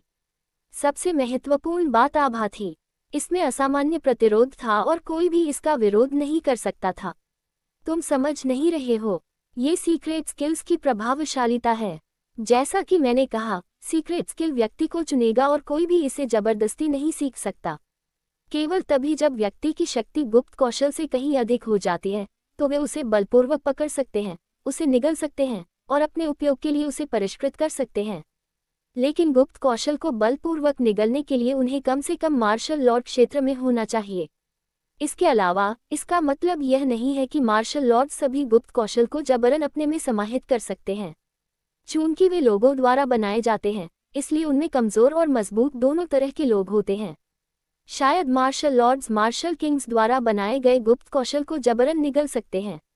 हालांकि मार्शल किंग भी मार्शल सम्राटों द्वारा बनाए गए गुप्त कौशल के लिए ऐसा नहीं कर सकते हैं। अगर मैं गलत नहीं हूं, तो इस मकबरे में गुप्त कौशल संभवतः एक मार्शल सम्राट द्वारा बनाया गया था। एग्गी ने समझाया, क्या मार्शल सम्राट किंगक्सुआंटियन पहले ही सम्राट क्षेत्र में प्रवेश कर चुका है और मार्शल सम्राट बन गया है? चू फैंग को बहुत झटका लगा। उसकी अभिव्यक्ति बहुत बदल गई और उसके चेहरे पर एक शब्द स्पष्ट रूप से लिखा हुआ था, विस्मय। चू फैंग से कई सवाल पूछने के बाद एग्गी ने आखिरकार चू फैंग को मार्शल साधना के क्षेत्र बताए। साधना की यात्रा में पता चला कि केवल आत्मा, मूल, गहन और स्वर्ग के 4 क्षेत्र ही नहीं थे। उन 4 क्षेत्रों के बाद 4 मजबूत क्षेत्र थे। प्रभु क्षेत्र, उनके पास स्वर्ग से उतरने वाले एक प्रभु की शक्ति थी। जो लोग उस क्षेत्र में प्रवेश करने में सक्षम थे, उनके पास पर्याप्त खेती करने की प्रतिभा होनी चाहिए और वे लोग भी थे जिन्हें पूर्ण प्रतिभाशाली माना जाता था। राजा क्षेत्र, भगवान क्षेत्र से ऊपर होने के कारण वे असली राजा थे और वे मार्शल किंग्स की उपाधि के पूरी तरह से योग्य थे। जो लोग उस क्षेत्र में प्रवेश करते थे, वे साधक नहीं थे जिनके पास साधारण योग्यता थी। उस क्षेत्र में कदम रखने के लिए उनके पास विशाल अवसर और अनंत भाग्य रहा होगा। सम्राट क्षेत्र, एक ऐसा क्षेत्र जो राजा क्षेत्र से पूरी तरह से आगे निकल गया। जो लोग उस क्षेत्र में प्रवेश करने में सक्षम थे, वे साधारण नहीं थे। यदि उनके पास दिव्य शरीर नहीं था, तो उनके पास अद्वितीय रक्त होगा। संक्षेप में, उनके पास ऐसी क्षमता होनी चाहिए जो सामान्य लोगों के पास नहीं थी, और ऐसी योग्यताएं थी जिन्हें सामान्य लोग नहीं समझ सकते थे। इसके अलावा उन्हें अनगिनत अवसरों की आवश्यकता थी, अन्यथा भले ही किसी के पास उच्च क्षमता हो, वरिष्ठ की विरासत के बिना उनके पास उस क्षेत्र में प्रवेश करने का कोई रास्ता नहीं था। इसे मार्शल साधना के मार्ग में चरम क्षेत्र कहा जा सकता है। जो लोग उस क्षेत्र में प्रवेश करने और मार्शल सम्राट बनने में सक्षम थे, वे बहुत बड़े चरित्र थे। उनका नाम और उनकी कहानियां हजारों सालों तक चली। जहां तक पूर्वजों के क्षेत्र की बात है, एग्गी ने इसके बारे में ज्यादा कुछ नहीं बताया। उसने चू फैंग के लिए सिर्फ एक वाक्य छोड़ा, मार्शल साधना के मार्ग का कोई अंत नहीं था। सभी मौजूदा क्षेत्र पिछली पीढ़ियों के अनगिनत लोगों द्वारा खोले गए थे, लेकिन यह निश्चित रूप से मार्शल साधना का अंतिम क्षेत्र नहीं था। पूर्वजों के क्षेत्र को एक मिथक कहा जा सकता है। उस क्षेत्र में प्रवेश करने में सक्षम लोगों की संख्या बहुत कम थी। हालांकि कोई भी यह सुनिश्चित नहीं कर सकता था कि पूर्वजों का क्षेत्र मार्शल साधना के मार्ग का अंत था, क्योंकि जो लोग पूर्वजों के क्षेत्र में प्रवेश करते थे और मार्शल पूर्वज बन जाते थे, वे पुराने राक्षस थे जिनकी पूजा देवताओं की तरह की जाती थी। फिर भी उन्होंने मार्शल साधना बंद नहीं की और वे अभी भी जारी रहे। कुल मिलाकर मार्शल साधना के ज्ञात क्षेत्रों में मार्शल पूर्वज वास्तव में किंवदंतियों की तरह थे, क्योंकि भले ही वे अस्तित्व में थे, सामान्य लोगों को उन्हें देखने का मौका भी नहीं मिलेगा। वे बिल्कुल देवताओं की तरह थे जो स्वर्ग और पृथ्वी के भीतर मौजूद थे। दूसरी ओर मार्शल सम्राटों का क्षेत्र मार्शल साधना के मार्ग में वास्तविक शिखर बन गया। यहाँ तक कि कई प्रतिभाशाली लोग या यहाँ तक कि दिव्य शरीर वाले लोग भी अपने पूरे जीवन संघर्ष करते रहे, लेकिन उस क्षेत्र में प्रवेश नहीं कर सके। किंवदंतियों के अनुसार जब किंग क्सुआनटियन की मृत्यु हुई, तब वह केवल 15 वर्ष का था और इससे चू फैंग काफी हैरान रह गया था। वह 15 वर्ष की आयु में एक मार्शल सम्राट बन गया था। यह थोड़ा बहुत डरावना था, लेकिन कुछ और विस्तृत सोच के बाद चू फैंग को अचानक ज्ञान की प्राप्ति हुई और वह सम्राट मकबरे का अर्थ समझने लगा। तुम किस बात से चौंक रहे हो? यहाँ गुप्त कौशल निस्संदेह एक मार्शल सम्राट द्वारा बनाया गया था। इस आभा के साथ यह कोई गलती नहीं हो सकती। हालांकि इसका मतलब यह नहीं है कि इसे किंग क्सुआनटियन ने बनाया था। इसके अलावा किंवदंतियां केवल किंवदंतियां होती हैं। किंवदंतियों और वास्तविकता के बीच बहुत बड़ा अंतर होता है। इसलिए भले ही यह गुप्त कौशल किंग क्सुआनटियन द्वारा बनाया गया हो, इसका मतलब यह नहीं है कि वह 15 साल की उम्र में सम्राट क्षेत्र में प्रवेश कर गया और एक मार्शल सम्राट बन गया। शायद उस समय वह एक बूढ़ा आदमी था जो अपने जीवन के अंतिम पड़ाव पर था, इसलिए उसने कब्र बनाए और खुद को उसके अंदर दफना दिया। चू फैंग के विचारों को जानने के लिए एग्गी ने उससे बात की और उसे याद दिलाया। मम्मा, एग्गी का विश्लेषण सुनने के बाद चू फैंग ने सहमति में सिर हिलाया। आखिरकार किंवदंतियां सिर्फ किंवदंतियां होती हैं और उनमें और वास्तविकता में कुछ अलग होगा। लेकिन वह अभी भी किंग क्सुआनटियन की प्रशंसा करता था और उसका सम्मान करता था। आखिरकार सम्राट क्षेत्र ऐसा क्षेत्र नहीं था जिसमें कोई भी प्रवेश कर सकता था। मार्शल सम्राटों का उल्लेख नहीं करना वर्तमान में 9 प्रांतों के महाद्वीप में स्वर्ग क्षेत्र शिखर था। मार्शल सम्राट केवल मिथक थे। वाह टिल्ड टिल्ड टिल्ड। ठीक उसी समय दुनिया को हिला देने वाली दहाड़ फिर से सुनाई दी। पूरी कब्र जोर से हिल गई, मानो कुछ ऐसा होने वाला था जिससे स्वर्ग और धरती भी डर रहे थे। सील जल्द ही खुल जाएगी और गुप्त कौशल खुद ही सामने आ जाएगा। आप बैठकर कुछ नहीं कर सकते। आप बिल्कुल भी बैठकर कुछ नहीं कर सकते। चू फैंग, जल्दी से उस विश्व प्रेतात्मावादी को यहाँ ले आओ और उसे मार डालो। यदि तुमने गुप्त कौशल को उसे अपना गुरु चुनने दिया, तो तुम इस विशाल अवसर को खो दोगे और जीवन भर पछताओगे। एग्गी ने उत्सुकता से आग्रह किया। उसी समय चू फैंग अपने शरीर के भीतर आभा को मजबूत होते हुए महसूस कर सकता था। मूल शक्ति से बढ़कर शक्ति उसके शरीर के हर कोने में भर गई। गहन क्षेत्र का पहला स्तर। जाहिर है एग्गी ने अपनी शक्ति चू फैंग को उधार दी थी। ओई, तुम्हें अपनी स्रोत ऊर्जा नहीं चाहिए। उस पल चू फैंग का तनाव भी चरम पर पहुंच गया। उसे नहीं पता था कि विश्व प्रेतात्मा को कैसे आगे बढ़ाया जाए, इसलिए उसने बेतरतीब ढंग से चिल्लाकर कहा। फुसफुसाहट जैसे ही उसने बोलना समाप्त किया, एक शरीर तेजी से उस सुरंग से बाहर निकला। ये भूरे रंग का लबादा पहने व्यक्ति था। हालांकि उसका चेहरा स्पष्ट रूप से नहीं देखा जा सकता था, लेकिन उसकी निगाहों से कोई भी सदमे, क्रोध और हत्या के इरादे को महसूस कर सकता था। एक विश्व आत्मा ग्रे क्लोक। वह वास्तव में एक ग्रे क्लोक विश्व स्पिरिटिस्ट है। चू फैंग, उसका क्लोक उतारो वरना इस जाल की शक्ति का सबसे अधिक प्रभावकारी ढंग से उपयोग नहीं किया जा सकेगा। उसका विश्व आत्मा ग्रे क्लोक इस जाल की शक्ति को रद्द कर सकता है, एग्गी ने गंभीरता से याद दिलाया। तारानकन फफफ। लगभग उसी समय जब एग्गी ने चू फैंग को याद दिलाया, भूरे रंग के कपड़े पहने व्यक्ति ने कुछ नहीं कहा और सीधे हमला कर दिया। वह चू फैंग की ओर लपका, अपनी हथेली उठाए और चू फैंग पर निशाना साधा। वह निर्दयी था और स्पष्ट रूप से वह चू फैंग को मारना चाहता था। हालांकि जैसे ही वह व्यक्ति मंच पर आया, चू फैंग ने जाल सक्रिय कर दिया। मंच पर प्रतीक हिल गए और प्रकाश सभी दिशाओं में फैल गया। भूरे रंग के लबादे वाले व्यक्ति की आभा तुरंत दब गई। जहां तक उसकी हथेली का सवाल है, चू फैंग ने उसे आसानी से चकमा दे दिया। उस क्षण भूरे रंग के लबादे वाला व्यक्ति थोड़ा घबरा गया। उसने कभी नहीं सोचा होगा कि चू फैंग भी एक विश्व प्रेतवादी था। वहां एक आत्मा निर्माण जाल भी लगाया गया था और उसकी साधना को दबाया जा रहा था। चू फैंग ने मौका पाकर अपना हाथ आगे बढ़ाया। एग्गी के शब्दों का पालन करते हुए उसने ग्रे क्लोक वाले व्यक्ति के वर्ल्ड स्पिरिट ग्रे क्लोक को पकड़ लिया। वह बिजली की तरह तेज था और इससे पहले कि ग्रे क्लोक वाले व्यक्ति को प्रतिक्रिया करने का मौका मिले, चू फैंग के शक्तिशाली बड़े हाथों ने उसकी छाती को पकड़ लिया। हालांकि जैसे ही चू फैंग की हथेली उस क्षेत्र को छूती है, उसे लगता है कि कुछ गड़बड़ है। उसका चेहरा थोड़ा लाल हो जाता है क्योंकि उस पल न केवल उसके दाहिने हाथ ने विश्व आत्मा ग्रे क्लोक को पकड़ लिया, बल्कि उसने कोमलता की एक गेंद को भी पकड़ लिया। आह tilde tilde tilde tilde tilde tilde tilde. अचानक एक कान फाड़ देने वाली चीख गूंजी। यह अब वह बुरी और अजीब आवाज नहीं थी, बल्कि एक महिला की आवाज थी। आवाज की मिठास और कोमलता को सुनकर लगा कि वह कोई जवान महिला होगी। अध्याय 157 सशक्त लड़की। तुम एक महिला हो। चू फैंग ने अपना मुंह चौड़ा किया और वह अंतहीन रूप से चौंक गया। हालांकि उसका दाहिना हाथ और भी कड़ा होता गया। उसने इसे 2 बार दबाया, जैसे कि यह पुष्टि करने की कोशिश कर रहा हो कि वह व्यक्ति लड़की है या नहीं। अंत में चू फैंग का निष्कर्ष था हाँ, बिना किसी संदेह के हाँ। वह भावना, वह लचीलापन, एक छोटे से हिस्से को छोड़कर ये सूर उसे ज्यादा बुरा नहीं था। मैं तुम्हें मार डालूंगा। चू फैंग द्वारा इस तरह पकड़े जाने पर भूरे लबादे वाला व्यक्ति अतुलनीय रूप से क्रोधित था। हालांकि वह उसका चेहरा नहीं देख सकता था, फिर भी वह उसके क्रोध को महसूस कर सकता था। उसने अपनी गहन शक्ति को घुमाया और उसकी असीम आभा शरीर के भीतर उमड़ पड़ी। वह एक ही वार में चू फैंग को मारने के लिए एक मजबूत मार्शल कौशल का उपयोग करने की योजना बना रही थी। तारानकन फफफ। चू फैंग उसे यह मौका कैसे दे सकता था। चू फैंग की दाहिनी हथेली थोड़ी ढीली हुई, फिर अचानक कस गई और उसने ऊपर खींच लिया। विश्व आत्मा ग्रे क्लोक उसके हाथों में आ गया और उसने उसे अपनी बाहों में फेंक दिया। आह! जब विश्व आत्मा ग्रे क्लोक को खींच लिया गया तो लड़की चिल्ला उठी, क्योंकि विश्व आत्मा ग्रे क्लोक के संरक्षण के बिना वह जाल की सबसे मजबूत शक्ति को सहन कर रही थी। अरे, तुम तो इतनी खूबसूरत लड़की हो। उसी समय चू फैंग की निगाहें बेजान हो गईं और वह अपने सामने के दृश्य से मंत्रमुग्ध हो गया।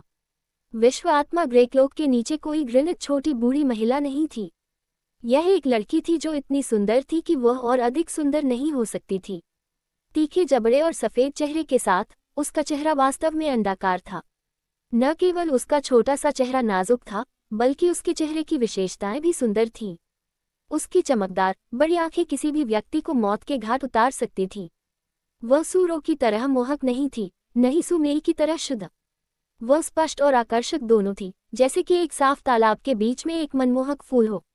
जब युवा महिला को बैंगनी रंग की स्कर्ट पहनाई जाती थी तो स्कर्ट के नीचे उसकी सफेद बर्फ जैसी खूबसूरत टांगें दिखाई देती थी। वह बिल्कुल एक छोटी सी आकर्षक महिला की तरह दिखती थी। वह ऐसी भी थी कि अगर आप उसके जादू से मर जाते थे तो वह आपको वापस जीवन नहीं देती थी। उसका रंग रूप सुरो और सुमेई से बिल्कुल अलग था। चू फैंग ने अब तक जितनी भी सुंदरियां देखी थीं, उनमें से सिर्फ एक ही लड़की उस लड़की से तुलना कर सकती थी। वह थी एग्गी, जो चू फैंग की आध्यात्मिक दुनिया में रहती थी। हालांकि वह लड़की पूरी तरह से अलग थी। हालांकि वे दोनों काफी आकर्षक महिलाएं थीं, अगर एग्गी एक अजीब शरारती किस्म की थी तो वह लड़की ठंडी लेकिन खूबसूरत किस्म की थी जो बाकी सभी से अलग थी। हे दुष्ट राक्षस, क्या देख रहे हो? क्या तुमने पहले कभी सुंदरियां नहीं देखी? अब जल्दी से उसे मार डालो।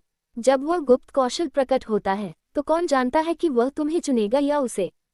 चू फैंग ने शून्यता से देखा। एगी निराशा में चिल्लाई, क्या उसे मार डालूं? उन शब्दों को सुनने के बाद चू फैंग का दिल दहल गया। अगर उसे किसी बेहद जघन्य व्यक्ति को मारने के लिए कहा जाए तो चू फैंग किसी भी तरह से दयालु नहीं होगा।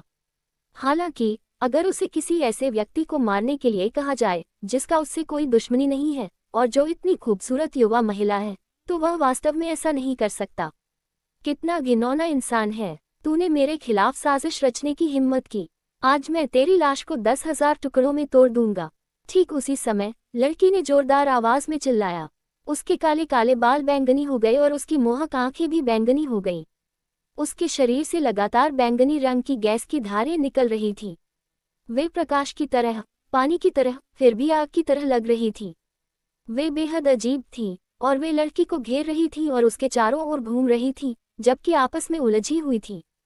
उसी समय लड़की को केंद्र में रखकर अदृश्य तरंगों की परतें फैलती रहीं। एक लहर के बाद दूसरी लहर आई और हर लहर पहले वाली से ज्यादा मजबूत थी। जब यह अचानक इस तरह से फूटा तो चू फैंग के पास भी इसे रोकने का कोई तरीका नहीं था और वह बलपूर्वक नीचे गिर गया। तारानकन फफफ, वह चौंक गया और चू फैंग ऊंचे मंच से नीचे गिर गया। एक खूबसूरत बैकफ्लिप के साथ वह स्थिर होकर जमीन पर उतरा। हालांकि जब उसने फिर से मंच की ओर देखा तो वह शांत नहीं रह सका। कई घंटों तक उसने जो जाल बिछाया था वह उस युवा महिला की बैंगनी रंग की गैस से ढह गया। अनगिनत प्रतीक राख बनने और दुनिया से गायब होने से पहले टूटने लगे। ये लड़की बहुत ताकतवर है। वह स्पष्ट रूप से गहन क्षेत्र के केवल प्रथम स्तर पर है। वह मुझे जाल से बाहर निकालने में कैसे सक्षम थी? चू फैंग को लगा कि यह अविश्वसनीय है क्योंकि लड़की से जो आभा निकल रही थी वह बहुत अजीब थी। उसने इसे पहले कभी नहीं देखा था, लेकिन वह अवचेतन रूप से जानता था कि यह कोई साधारण मार्शल कौशल नहीं था। ये कैसे संभव है? उसका शरीर इस प्रकार का है। एग्गी आश्चर्य से चिल्लाने से खुद को नहीं रोक सकी और उसकी आवाज अकल्पनीयता से भरी हुई थी। उस प्रकार का शरीर किस प्रकार का शरीर है? एग्गी, उसका शरीर कैसा है? चू फैंग को भी पता था कि कुछ गड़बड़ है क्योंकि उसके सामने खड़ी लड़की उस पर बहुत दबाव डाल रही थी। ये जानने के लिए कि एग्गी द्वारा उसे अपनी शक्ति देने के बाद चू फैंग गहन क्षेत्र के पहले स्तर पर पहुंच गया। अपनी क्षमताओं के साथ वह गहन क्षेत्र के चौथे स्तर पर मौजूद लोगों को आसानी से मार सकता था। अगर वह अपनी विशेष शक्ति, अपने खून में मौजूद सुनहरी बिजली का इस्तेमाल करता और गहन क्षेत्र के दूसरे स्तर पर अपनी साधना को बढ़ाता, तो गहन क्षेत्र के 5वें स्तर के विशेषज्ञ उसके लिए मुश्किल नहीं होते।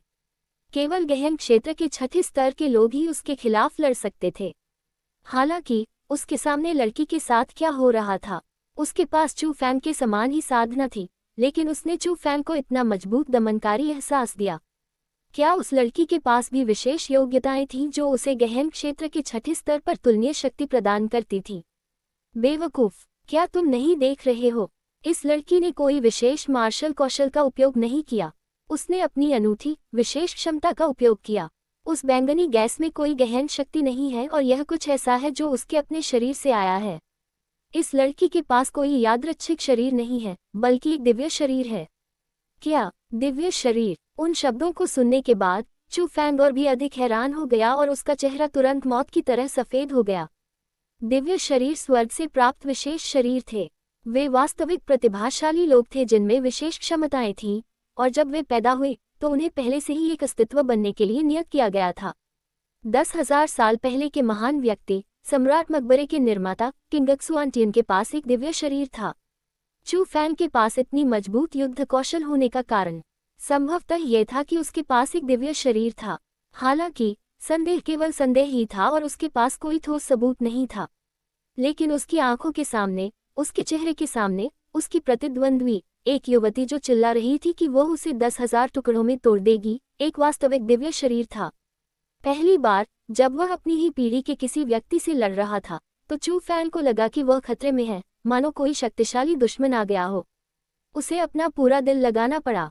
उसे सावधानी से उससे निपटना पड़ा और गंभीरता से उसका इलाज करना पड़ा।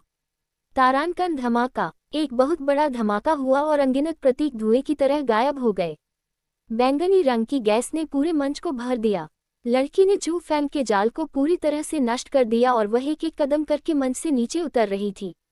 उसके बैंगनी रंग के बाल हवा में पागलों की तरह नाच रहे थे और उसकी बैंगनी रंग की आंखों में खून की प्यास झलक रही थी।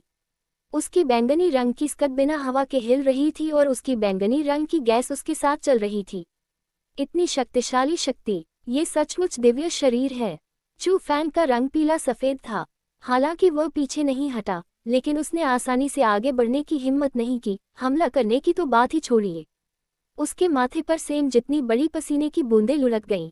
उसे वाकई खतरा महसूस हुआ और यह पहली बार था कि उसे इस तरह का कदम उठाने के लिए मजबूर होना पड़ा। वाटिल्ड, गड़गड़ाहट गड़गड़ाहट। ठीक उसी समय हर जगह गगनभेदी धमकियां गूंज उठी और यह पहले से कई गुना ज्यादा तेज थी। जमीन कांप उठी और उसमें दरारें भी पड़ गईं। पत्थरों के गिरने की आवाजें सुनाई दे रही थीं और सबसे बड़ी बात यह थी कि शक्तिशाली लेकिन प्राचीन दमन की भावना उन पर झपट पड़ी। प्रसिद्ध गुप्त कौशल प्रकट हुआ।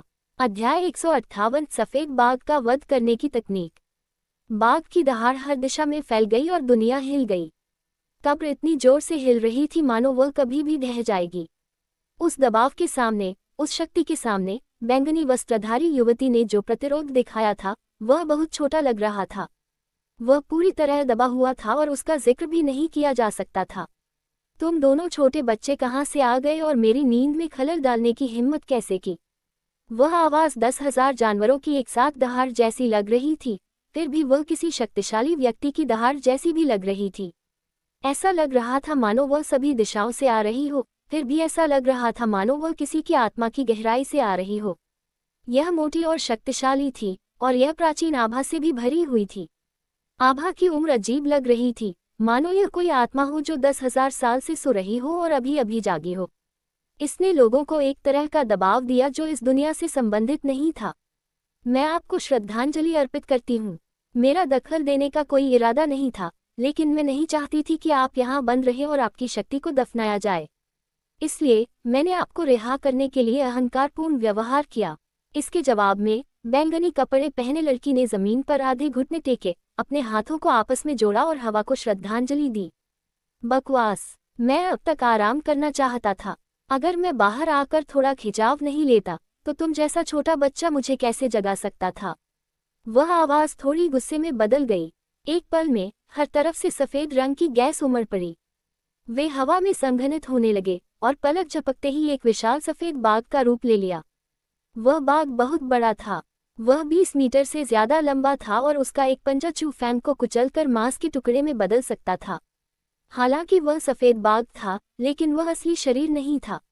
उसके पूरे शरीर पर सफेद गैस फैल गई थी। वह कोहरे की तरह था जो हवा में घूम रहा था और चू फैंग और लड़की को घूर रहा था। इसकी कोई पुतलियां नहीं थीं और इसकी दोनों आंखें दो ब्लैक होल थीं। हालांकि जब वे चू फैंग के पास से गुजरे तो वह खुद को रोक नहीं सका और अपनी आत्मा के भीतर गहरे से एक दमनकारी भावना महसूस की। चू फैंग को इस बात में कोई संदेह नहीं था कि अगर यह हमला करता है तो वह बिना किसी सस्पेंस के तुरंत गायब हो जाएगा। तुम बच्चे, तुम में वास्तव में कुछ भी महान नहीं है। न केवल तुम चुपके से अंदर घुसे, बल्कि तुमने चुपके से एक आश्चर्यजनक हमला भी किया और मछुआरे से लाभ उठाने की कोशिश की। चू फैंग की ओर अपनी नज़र घुमाने के बाद उसने ठंडे स्वर में कहा। ये पता चला कि अभी अभी बाहर आने के बावजूद वह कब्र में हुई हर बात को स्पष्ट रूप से समझ गया था। उस पल चू फैंग ने कुछ नहीं कहा। उसने अपनी भौहें सिकोड़ ली, लेकिन कोई आवाज नहीं निकाली। ऐसा नहीं था कि वह बोलना नहीं चाहता था, लेकिन उसे नहीं पता था कि क्या बात करनी है। उसे लगा कि उस बूढ़े राक्षस के सामने, जो शायद 10,000 साल से ज्यादा समय से जिंदा है, कोई भी चाटुकारिता बेकार होगी। उससे ज्यादा चतुर कोई नहीं होगा, और उसने जिन पुलों को पार किया वे चू फैंग के चलने वाले रास्तों से भी ज्यादा थे। हालांकि जब भगवान जैसे सफेद बाघ ने चू फैंग को नकारात्मक राय दी तो बैंगनी कपड़े वाली लड़की ने मन ही मन खुशी मनाई। उसके मुंह से एक हल्की सी मुस्कान निकली। उसे लगा कि अगर सफेद बाघ चू फैंग को अपनी नापसंदगी दे तो उसकी विरासत पाने की उम्मीद और भी बढ़ जाएगी। बेटा, तुम भी कुछ अच्छे नहीं हो। तुम यहाँ किसी और कारण से नहीं, बल्कि मेरी शक्ति पाने के लिए आए हो। तुमने पहले भी उसे मारने का लक्ष्य रखा था, इसलिए ये देखा जा सकता है कि तुम एक ऐसे व्यक्ति हो जिसे इस बात की परवाह नहीं है कि तुम अपने लक्ष्य तक पहुंचने के लिए कौन से तरीके अपनाते हो। अगर तुम अपनी उम्र में ऐसी हो तो जब तुम बड़ी हो जाओगी तो क्या होगा? लेकिन ठीक उसी समय सफेद बाघ ने बैंगनी कपड़े वाली लड़की पर एक नजर डाली और फिर ठंडे स्वर में फटकार लगाई। वरिष्ठ, मुझे पता है कि मैंने गलत किया है। मैं बस आपकी विरासत और आपकी मजबूत शक्ति को बहुत ज्यादा चाहती थी, इसलिए मैंने जल्दबाजी की। अगर आपको कुछ दोष देना था तो आप केवल ये दोष दे सकते हैं कि आप बहुत आकर्षक थे और मेरे दिल को खराब कर दिया। लड़की ने अपने होठों को सिकोड़ लिया और उसके चेहरे को केवल दयनीय कहा जा सकता था। वह जितना दुखी हो सकती थी उतनी दुखी दिख रही थी। हम्फ, शब्द तो फूलदार हैं लेकिन भाषण तो कपटपूर्ण हैं। हालांकि अप्रत्याशित बात यह थी कि यह जानते हुए भी कि लड़की इतनी बेबाकी से ऐसी चापलूसी भरी बातें कह रही है, व्हाइट टाइगर ने फिर भी खुशी का संकेत दिया। उस चीज को लोगों द्वारा उसकी चाटुकारिता करने में बहुत मजा आता था। वरिष्ठ, आपकी शक्ति अद्वितीय और अद्वितीय है।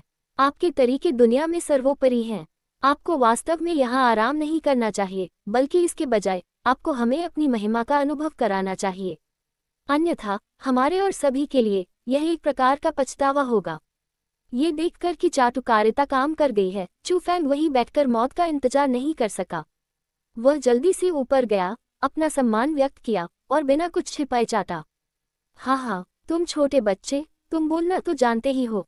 हालांकि ये सब सच है। अगर मैं यहाँ आराम करता रहा तो वाकई सबको बहुत अफसोस होगा। मेरी महिमा की तुलना कोई नहीं कर सकता। वे 3 बूढ़ी चीजें भी मेरी बराबरी नहीं कर सकती। सफेद बाघ ने गर्व से कहा। उसने अपने सूखे हुए दाढ़ी को सहलाने के लिए अपने नुकीले पंजों का भी इस्तेमाल किया। ये देखा जा सकता था कि वह खुद से बेहद खुश था। 3 पुरानी बातें, ये वह है। सफेद बाघ को खुद से बात करते हुए सुनने के बाद चू फैंग ने अपने दिल में बुदबुदाया, तुम्हें गलत नहीं होना चाहिए। चू फैंग, तुम सच में बहुत भाग्यशाली हो। अगर मैं गलत नहीं हूँ तो सम्राट मकबरे के 3 अन्य प्रवेश द्वारों में भी 3 गुप्त कौशल सील होने चाहिए। हे भगवान, कुल 4 गुप्त कौशल हैं। यदि आप उन सभी को सीख सकते हैं तो आपका भविष्य बस अथाह होगा। एक ही पीढ़ी के बहुत कम लोग आपकी बराबरी कर सकते हैं। आप वास्तव में भाग्यशाली हैं और आपके पास ऐसे अवसर हैं जो सामान्य लोगों को नहीं मिल सकते। चू फैंग के संदेह की तुलना में एग्गी उत्साह में बेतरतीब ढंग से उछल कूद कर रही थी। ये पहले से ही पुष्टि हो चुकी थी कि 4 अन्य स्थान थे जहां गुप्त कौशल थे। उस पल चू फैंग अतुलनीय रूप से खुश था। अगर एक गुप्त कौशल अनगिनत विशेषज्ञों को पागल बना सकता है तो 4 गुप्त कौशल दुनिया में हर किसी को पागल कर देंगे। चू फैंग खुद को रोक नहीं पाया और चुपके से बैंगनी कपड़े वाली लड़की को देखने लगा। उसने पाया कि वह खुद को घूरने के लिए तिरस्कार और घृणा की नज़र से देख रही थी। वह अपनी नज़र से चू फैंग को कोस रही थी और कह रही थी कि वह बेशर्म है। चू फैंग लड़की की प्रतिक्रियाओं से मन ही मन खुश था। वह बता सकता था कि यहाँ एक गुप्त कौशल होने के बावजूद वह स्पष्ट रूप से सम्राट कब्रों का रहस्य नहीं जानती थी। वह नहीं जानती थी कि एजोर प्रांत में 3 और प्रवेश द्वार थे और संभवतः 3 और गुप्त कौशल भी अंदर बंद थे। मैं अपना परिचय दूंगा। मैं व्हाइट टाइगर वध तकनीक हूँ और मुझे एक मार्शल सम्राट ने बनाया है। मेरे स्वामी का नाम बताना असुविधाजनक है, लेकिन अपनी शक्ति और पराक्रम से, अपने पैर की उंगलियों के एक छोटे से आंदोलन से वह इस पूरी धरती को तहस नहस कर सकता है और इस आकाश को ढहा सकता है। वह इस दुनिया में एक बेहद शक्तिशाली व्यक्ति है। ठीक उसी समय भगवान जैसे व्हाइट टाइगर ने अपना परिचय दिया। चू फैंग उस स्थिति का सामना करने के लिए अपने दिल में तैयार था। आखिरकार वह पहले से ही एग्गी से जानता था कि गुप्त कौशल को आभा से एक मार्शल सम्राट द्वारा बनाया जाना चाहिए था। दूसरी ओर बैंगनी कपड़े वाली लड़की के चेहरे पर आश्चर्य था। स्पष्ट रूप से उसे उम्मीद नहीं थी कि गुप्त कौशल की उत्पत्ति इतनी प्रभावशाली थी। अध्याय 159 थोड़ा दिलचस्प। मेरे आक्रमण के तरीके दुनिया में सबसे कठिन और सबसे मजबूत हैं। ऐसा कुछ भी नहीं है जो मुझे रोक सके। आपकी आत्मा संरचनाओं का तो कहना ही क्या, यहाँ तक कि विश्व आत्मावादी जो कई 100 की विश्व आत्मा सेना का नेतृत्व कर रहे थे, वे सभी मेरे द्वारा एक ही वार में मारे गए। व्हाइट टाइगर ने गर्व से बताया। कई 100 लोगों की एक विश्व आत्मा सेना। एग्गी, वह विश्व आत्मावादी किस स्तर का होगा? चू फैंग ने अपने दिल में पूछा। वह वास्तव में जानना चाहता था कि ऐसा विश्व आत्मावादी कितना शक्तिशाली होगा। मूर्ख, विश्व आत्माएं विश्व अध्यात्मवादियों के साथ अनुबंध बनाती हैं, इसलिए जब विश्व अध्यात्मवादियों की आत्मिक शक्ति एक निश्चित ताकत तक पहुंच जाती है, जब तक विश्व अध्यात्मवादी तैयार होते हैं, विश्व आत्माएं आध्यात्मिक दुनिया में प्रवेश करने और विश्व अध्यात्मवादियों के लिए लड़ने के लिए अपनी बुद्धि का उपयोग करने में सक्षम होती हैं। किसी के पास विश्व आत्माओं की मात्रा विश्व स्पिरिटिस्ट की ताकत निर्धारित करने का एक तरीका है। एक विश्व स्पिरिटिस्ट जो कई 100 विश्व आत्माओं को नियंत्रित करता है, वह एक ऐसा व्यक्ति है जो राजा क्षेत्र के शिखर पर कदम रखता है। एक शीर्ष स्तरीय मार्शल किंग, एग्गी ने समझाया। इतना शक्तिशाली। उस क्षण चू फैंग को बहुत झटका लगा। एक ही वार में एक शीर्ष स्तरीय मार्शल राजा को मार डाला। इसका मतलब दो बातें थीं। सबसे पहले इसका मतलब था कि व्हाइट टाइगर वध तकनीक का मास्टर बेहद शक्तिशाली था और यह संभवतः 9 प्रांतों का महान चरित्र किंग एक्सुआंटियन हो सकता था। दूसरे, इसका मतलब ये भी था कि व्हाइट टाइगर वध तकनीक काफी कुछ थी। आखिरकार वर्ल्ड स्पिरिटिस्ट स्पिरिट फॉर्मेशन की तकनीकों के विशेषज्ञ थे और उन्हें दुनिया में सबसे मजबूत रक्षा विधियों के रूप में जाना जाता था। इसे एक ही वार में तोड़ने और वर्ल्ड स्पिरिटिस्ट को मारने में सक्षम होना पहले ही इसकी शक्ति के बारे में काफी कुछ कह चुका है। कोई आश्चर्य नहीं कि उस साल मुरोंग शियाओयाओ को दुनिया में एक बेजोड़ आक्रमण पद्धति कहा गया था। ये व्हाइट टाइगर स्लॉटिंग तकनीक और सीक्रेट स्किल्स का काम रहा होगा जो वास्तव में अपने नाम के अनुरूप था। संक्षेप में, मेरी क्षमताएं दुनिया में अजेय हैं। ये बिल्कुल वैसा ही है जैसा आप कहते हैं। मुझे यहाँ आराम करने में कोई समस्या नहीं है, लेकिन यह एक अफसोस होगा। इसलिए मैंने बाहर आने और लोगों को एक बार फिर मेरी महिमा का अनुभव करने का फैसला किया। सफेद बाघ हवा में चक्कर लगाता रहा और बोलते समय उसने अपनी तुरही बजाई। हालांकि भले ही उसने बहुत सीधे तौर पर बात की हो और अपने आत्मविश्वास को बहुत बड़ा चढ़ाकर पेश किया हो, चू फैंग और बैंगनी कपड़े वाली लड़की को उसके शब्दों पर बिल्कुल भी संदेह नहीं हुआ, क्योंकि यह निश्चित रूप से एक गुप्त कौशल था जो एक किंवदंती की तरह था। हालांकि तुम दोनों बच्चों का चरित्र कुछ खास अच्छा नहीं है, फिर भी तुम दोनों की योग्यताएं अच्छी हैं। एक दूसरे के खिलाफ लड़ो। मैं अपनी योग्यता जीतने वाले को सौंप दूंगा। जहां तक मेरी योग्यता का सवाल है, तुम किस हद तक उसका उपयोग कर सकते हो ये तुम पर निर्भर करेगा।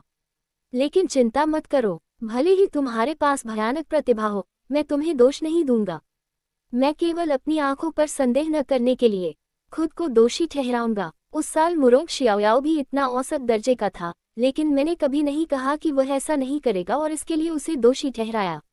आखिरकार वह व्यक्ति था जिसे मैंने चुना था, व्हाइट टाइगर अचानक बोला, और कमोबेश उसके स्वर में पश्चाताप था। क्या मुरोंग शियाओयाओ औसत दर्जे का था? उस साल मुरोंग शियाओयाओ औसत दर्जे का था। तुमने कभी नहीं कहा कि वह ऐसा नहीं करेगा। क्या तुम अब शिकायत कर रहे हो? चू फैंग अपने दिल में नाराज था। तथाकथित सीक्रेट स्किल एक बहुत ही घमंडी, आत्मकेंद्रित और विकृत व्यक्ति था। हालांकि ऐसा कहने के बाद ये कहना उचित था, अन्यथा चू फैंग और बैंगनी कपड़े वाली लड़की इसके प्रति इतने सम्मानपूर्ण नहीं होते और इसकी प्रशंसा पाने के लिए लड़ते। लेकिन मौजूदा हालात को देखते हुए किसी के मुंह का हुनर साफ तौर पर बेकार था। सफेद बाघ पहले ही बोल चुका था और वह चाहता था कि चू फैंग और बैंगनी कपड़े वाली लड़की लड़े। जीतने वाला उसकी ताकत हासिल कर लेगा। तुम क्या देख रहे हो? तुम दोनों शुरू क्यों नहीं कर रहे हो? अगर तुम थोड़ा और हिचकिचाते हो तो सावधान रहना, क्योंकि मैं अपना विचार बदल सकता हूँ। जैसे ही उसने अपनी नज़र उन दोनों लोगों पर डाली, सफेद बाघ असंतुष्ट होकर चिल्लाया, मरना। जैसे ही व्हाइट टाइगर ने बोलना समाप्त किया, बैंगनी कपड़े वाली लड़की ने बिजली की तरह हमला कर दिया। बैंगनी रंग की गैस की लपटें फैल गईं और उसके काले बाल एक बार फिर बैंगनी हो गए। उसकी बैंगनी पुतलियों में हत्या की मंशा थी। वह वास्तव में चू फैंग को मारना चाहती थी। बैंगनी रंग की गैस की लपटें आगे बढ़ती गईं। वे बैंगनी रंग के दुष्ट, भयंकर और जंगली जानवरों की तरह थे। चू फैंग ने ये सब बर्दाश्त नहीं किया। वह आगे बढ़ा, अपनी पीठ सीधी की, अपने बाएं हाथ में एक सुनहरा धनुष और अपने दाहिने हाथ में एक सुनहरा तीर बनाया। उन्होंने धनुष को तब तक खींचा जब तक कि उसमें पूर्णिमा का चांद नहीं बन गया और उन्होंने जो तीर छोड़े वे उल्कापिंडों की तरह गिर रहे थे। हवा में भरे तीर एक सुनहरे रंग के तूफान में बदल गए क्योंकि वे बैंगनी रंग की गैस की ओर विस्फोटक रूप से उड़ रहे थे। हालांकि अप्रत्याशित बात यह थी कि धुएं जैसी धुंधली बैंगनी रंग की गैस कमजोर नहीं थी, बल्कि ये तांबे और लोहे की दीवार की तरह थी। चू फैंग के 100 परिवर्तन धनुष की शक्ति और भी अधिक होने के बावजूद बैंगनी रंग की गैस की परतों को भेदने के बाद न केवल ये धीरे धीरे धीमा हो गया, बल्कि अंत में इसे रोक दिया गया और यह टूटकर गायब हो गया। सबसे महत्वपूर्ण बात यह थी कि बैंगनी रंग की गैस की हमलावर शक्ति को 100 परिवर्तनों के धनुष से रोका नहीं जा सका। उसी क्षण बैंगनी रंग की गैस अपनी प्रचंड शक्ति लेकर चू फैंग की ओर झपटी। ये स्वर्ग से उतरा और ऐसा लग रहा था जैसे कोई झरना हो जिसमें अजेय शक्ति हो, और ऐसा भी लग रहा था जैसे कोई धारा हो जिसमें ऐसा हमला हो जो किसी भी चीज को तोड़ सकता हो। उस स्तर की शक्ति केवल चू फैंग ही इसे समझ सकता था जो इसे अनुभव करने जा रहा था। हम्फ, लेकिन चू फैंग सिर्फ दिखावे के लिए नहीं था। उसने ठंडे स्वर में नाक सिकुड़ी और बिना किसी जल्दबाजी या घबराहट के उसने अचानक इंपीरियल स्काई तकनीक का इस्तेमाल किया। ठीक उसी समय जब बैंगनी रंग की गैस उस पर गिरने वाली थी और उसने आसानी से उसे चकमा दे दिया। हुश हुश हुश। हालांकि चू फैंग ने यह नहीं सोचा कि जिस समय वह इसे चकमा दे रहा था, ठीक उसी समय बैंगनी रंग की गैस भी अलग हो गई और अनगिनत बड़े बैंगनी रंग के गैस हाथों में बदल गई। उन्होंने चू फैंग पर पंजे से हमला किया और उनकी गति कई गुना तेज हो गई। Boom boom boom. गैस के हाथों में बहुत ताकत थी। हर धमाके के बाद जमीन पर मौत का एक गहरा गड्ढा बन जाता था जो खास तरह की सामग्री से बना होता था। धूल और मलबा हर जगह उड़ रहा था। चू फैंग एक फुर्तीला बंदर की तरह था, जैसे वह अनगिनत बड़े बैंगनी रंग के हाथों से दूर कूद गया हो। हालांकि बड़े हाथ उसकी गति के सामने असहाय थे, चू फैंग एक निष्क्रिय अवस्था में डूब गया। चू फैंग ने चकमा देते हुए बैंगनी कपड़े वाली लड़की की ओर देखा। उसने पाया कि वह जहां थी वहीं खड़ी थी और उसने आधा कदम भी नहीं हिलाया। वह खुद को देखने के लिए तिरस्कार भरी निगाहों का इस्तेमाल कर रही थी, मानो चू फैंग कटिंग बोर्ड पर रखी मछली हो और उसे स्वतंत्र रूप से काटा जा रहा हो। अरे यार, अगर मैं तुम्हें अपनी ताकत नहीं दिखाऊंगा तो तुम सच में सोचोगे कि मैं एक बीमार बिल्ली हूँ। टीएन, अगर बाघ अपनी ताकत नहीं दिखाता तो दूसरे लोग सोचेंगे कि वह एक बीमार बिल्ली है। उस पल चू फैंग ने अचानक अपने भागने के कदम रोक दिए।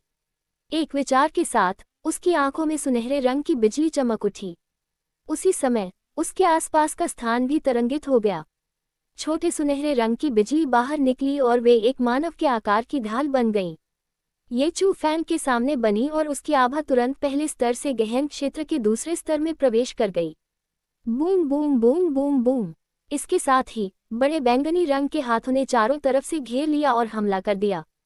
उन्होंने चू फैंग के भागने के रास्ते को लगभग पूरी तरह से बंद कर दिया और वे चू फैंग के शरीर पर लगातार विस्फोट करने लगे। बैंगनी रंग की गैस मलबे के साथ मिल गई और यहाँ तक कि कब्र भी हिलने लगी। हालांकि उस स्तर के हमले के तहत बैंगनी कपड़े वाली लड़की खुश नहीं हुई और इसके बजाय वह चिंतित थी। उसकी भौहें थोड़ी कस गई और उसकी चमकदार बड़ी आंखें और भी गंभीर हो गईं। हवा में उड़ते सफेद बाघ के होठों पर एक अनोखी मुस्कान तैर गई जो जानवरों में होती है। उसने धीमे से कहा, "ये थोड़ा दिलचस्प है। अध्याय 160 युद्ध का परिणाम पहले से ही निर्धारित है।" बैंगनी रंग की गैस धीरे धीरे विलुप्त हो गई और चू फैंग धीरे धीरे अंदर से बाहर चला गया। उसी क्षण उसकी आंखों में सुनहरे रंग की बिजली चमक उठी। उसके शरीर के चारों ओर मानव आकार की सुरक्षा कवच की एक परत थी और उसकी आभा की शक्ति पहले से कई गुना अधिक थी। बैंगनी रंग की गैस उसके खिलाफ बेकार थी। यह विशेष आभा, आपके पास एक दिव्य शरीर भी है। चू फैंग को इस तरह देखकर बैंगनी कपड़े वाली लड़की की आंखों में आश्चर्य भर गया और उसे लगा कि यह काफी अकल्पनीय था। दिलचस्प, ये बहुत ही दिलचस्प है। मैंने कभी नहीं सोचा था कि जैसे ही मैं बाहर आऊंगा मैं दो दिव्य शरीर वाले लोगों से मिलूंगा। ऐसा लगता है कि इस बार मैं निराश नहीं होऊंगा। लड़ो, जल्दी से लड़ो। मुझे देखना है कि तुम में से कौन मेरी योग्यता हासिल कर सकता है। बैंगनी कपड़े वाली लड़की के आश्चर्य के विपरीत सफेद बाघ पागलों की तरह खुश था। छोटी लड़की, चून कि तुम इतनी उग्र हो, इसलिए तुम मुझे दोष नहीं दे सकती कि मैं तुम्हें रोक न सका।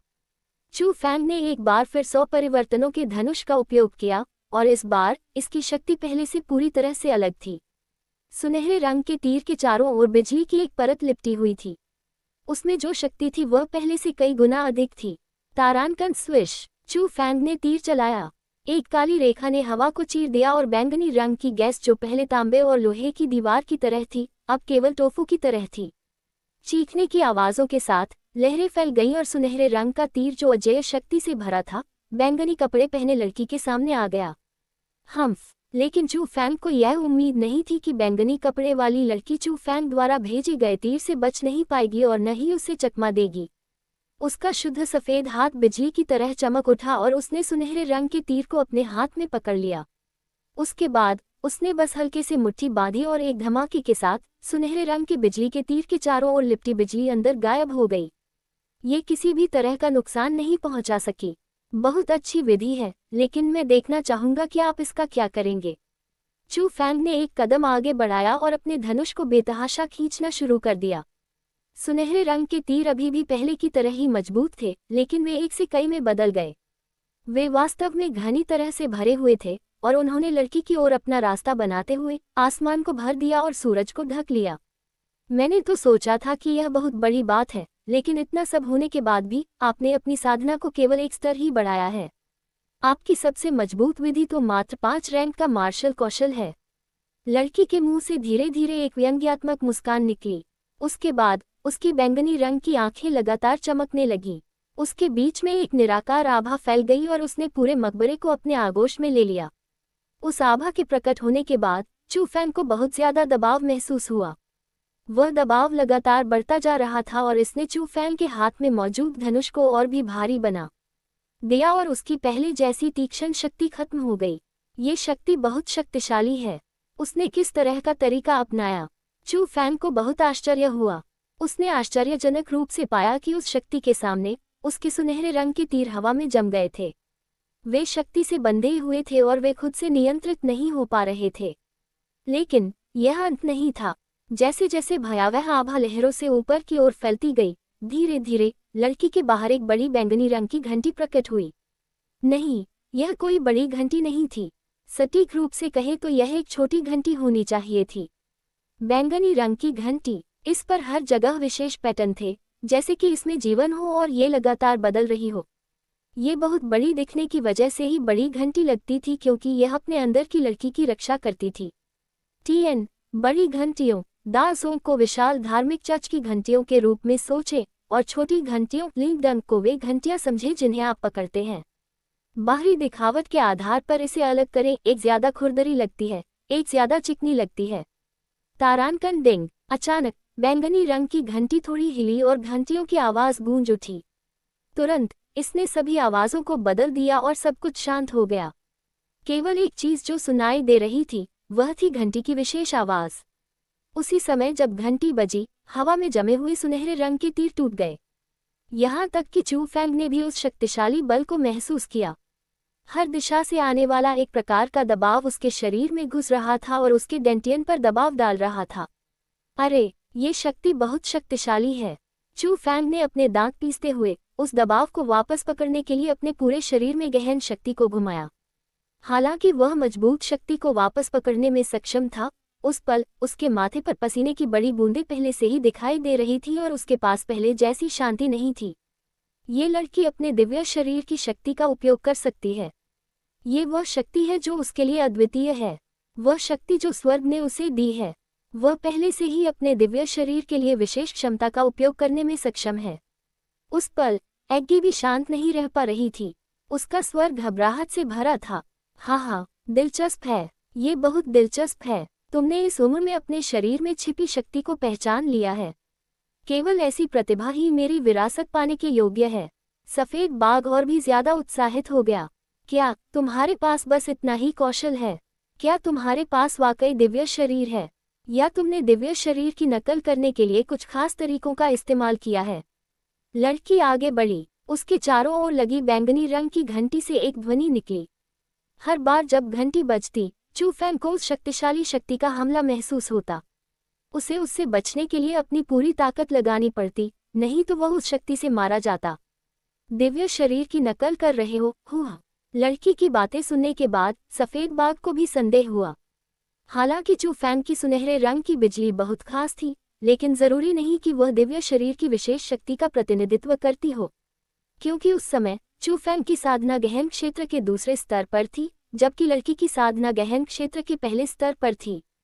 चू फैंग ने रैंक 5 मार्शल कौशल का इस्तेमाल किया, लेकिन लड़की ने चू फैंग को पूरी तरह से दबाने के लिए केवल अपनी शक्ति पर भरोसा किया। दिव्य शरीरों में यही ताकत थी। अपनी शक्ति से वे अपनी पीढ़ी के शक्तिशाली लोगों को दबा सकते थे। स्वर्ग से प्राप्त शक्ति और अद्वितीय शरीर के साथ उन्हें एक विशाल चरित्र बनने के लिए नियत किया गया था, जिसे एक क्षेत्र का अधिपति कहा जाता था। तारानकन डिंग। घंटी बार बार बजती रही और लड़की और करीब आती गई। चू फैंग ने अपने पूरे शरीर में मौजूद गहन शक्ति का इस्तेमाल उस अजीब शक्ति से लड़ने के लिए किया जो उसके शरीर पर आक्रमण कर रही थी, लेकिन वह धीरे धीरे उस शक्ति का मुकाबला नहीं कर पा रहा था। अगर लड़की ने उस पर कोई और हमला किया तो निस्संदेह वह हार जाएगा। अरे, ये दिव्य बिजली, मेरे डेंटियन में मत छिपो, ऊपर आओ, अपनी शक्ति मुझे उधार दो। चू फैंग अपने दिल में चिल्लाया, क्योंकि वह हारना नहीं चाहता था। वह हार नहीं सकता था। वह गुप्त कौशल नहीं खो सकता था और वह वहां मर नहीं सकता था। हालांकि चाहे वह कितना भी चिल्लाए, उसके शरीर में दिव्य बिजली की कोई प्रतिक्रिया नहीं हुई, मानो वे उसके शब्दों को सुन ही नहीं रहे थे। चू फैंग उस स्थिति में बहुत असहाय था। ये पहली बार था जब वह इतना असहाय था और उसे उस स्थिति में एक लड़की ने मजबूर किया था जो उससे भी छोटी थी। ये जानने के लिए कि वह लड़की के खिलाफ क्यों नहीं टिक पाया, इसका कारण ये था कि उसने एग्गी की शक्ति उधार ली थी। अगर वह अपनी खुद की साधना पर निर्भर होता तो वह पहले ही लड़की द्वारा मारा जा चुका होता। पहली बार उसे एहसास हुआ कि वह अभी भी दुनिया में अजेय नहीं है। उसी पीढ़ी के लोगों में ऐसे लोग भी थे जो उससे भी ज्यादा प्रतिभाशाली थे। ऐसे लोग भी थे जो उससे भी ज्यादा ताकतवर थे और ऐसे लोगों के सामने वह इतना कमजोर था कि एक भी वार नहीं झेल सकता था। तुम्हारे पास वास्तव में केवल झूठी बहादुरी है। ये तो बताने की जरूरत नहीं कि तुम्हारे पास दिव्य शरीर नहीं है, अगर है भी तो तुम्हारी क्षमताएं बहुत कमजोर हैं। तुम मेरे सामने असहाय हो। लड़की लगातार व्यंग्य करती रही और उसका दबंग लहजा साफ साफ सामने आ रहा था। वह हद दर्जे की घमंडी थी, लेकिन उसके पास इसके लिए योग्यता भी थी। तभी हवा में चक्कर लगा रहे सफेद बाघ ने अपने मुंह के कोने को ऊपर उठाकर संतोष की मुस्कान बना ली। हालांकि वह अभी भी चुपचाप सब कुछ देख रहा था, लेकिन उसमें पहले वाली उत्तेजना नहीं थी क्योंकि उसे लग रहा था कि लड़ाई का नतीजा पहले से ही तय हो चुका है।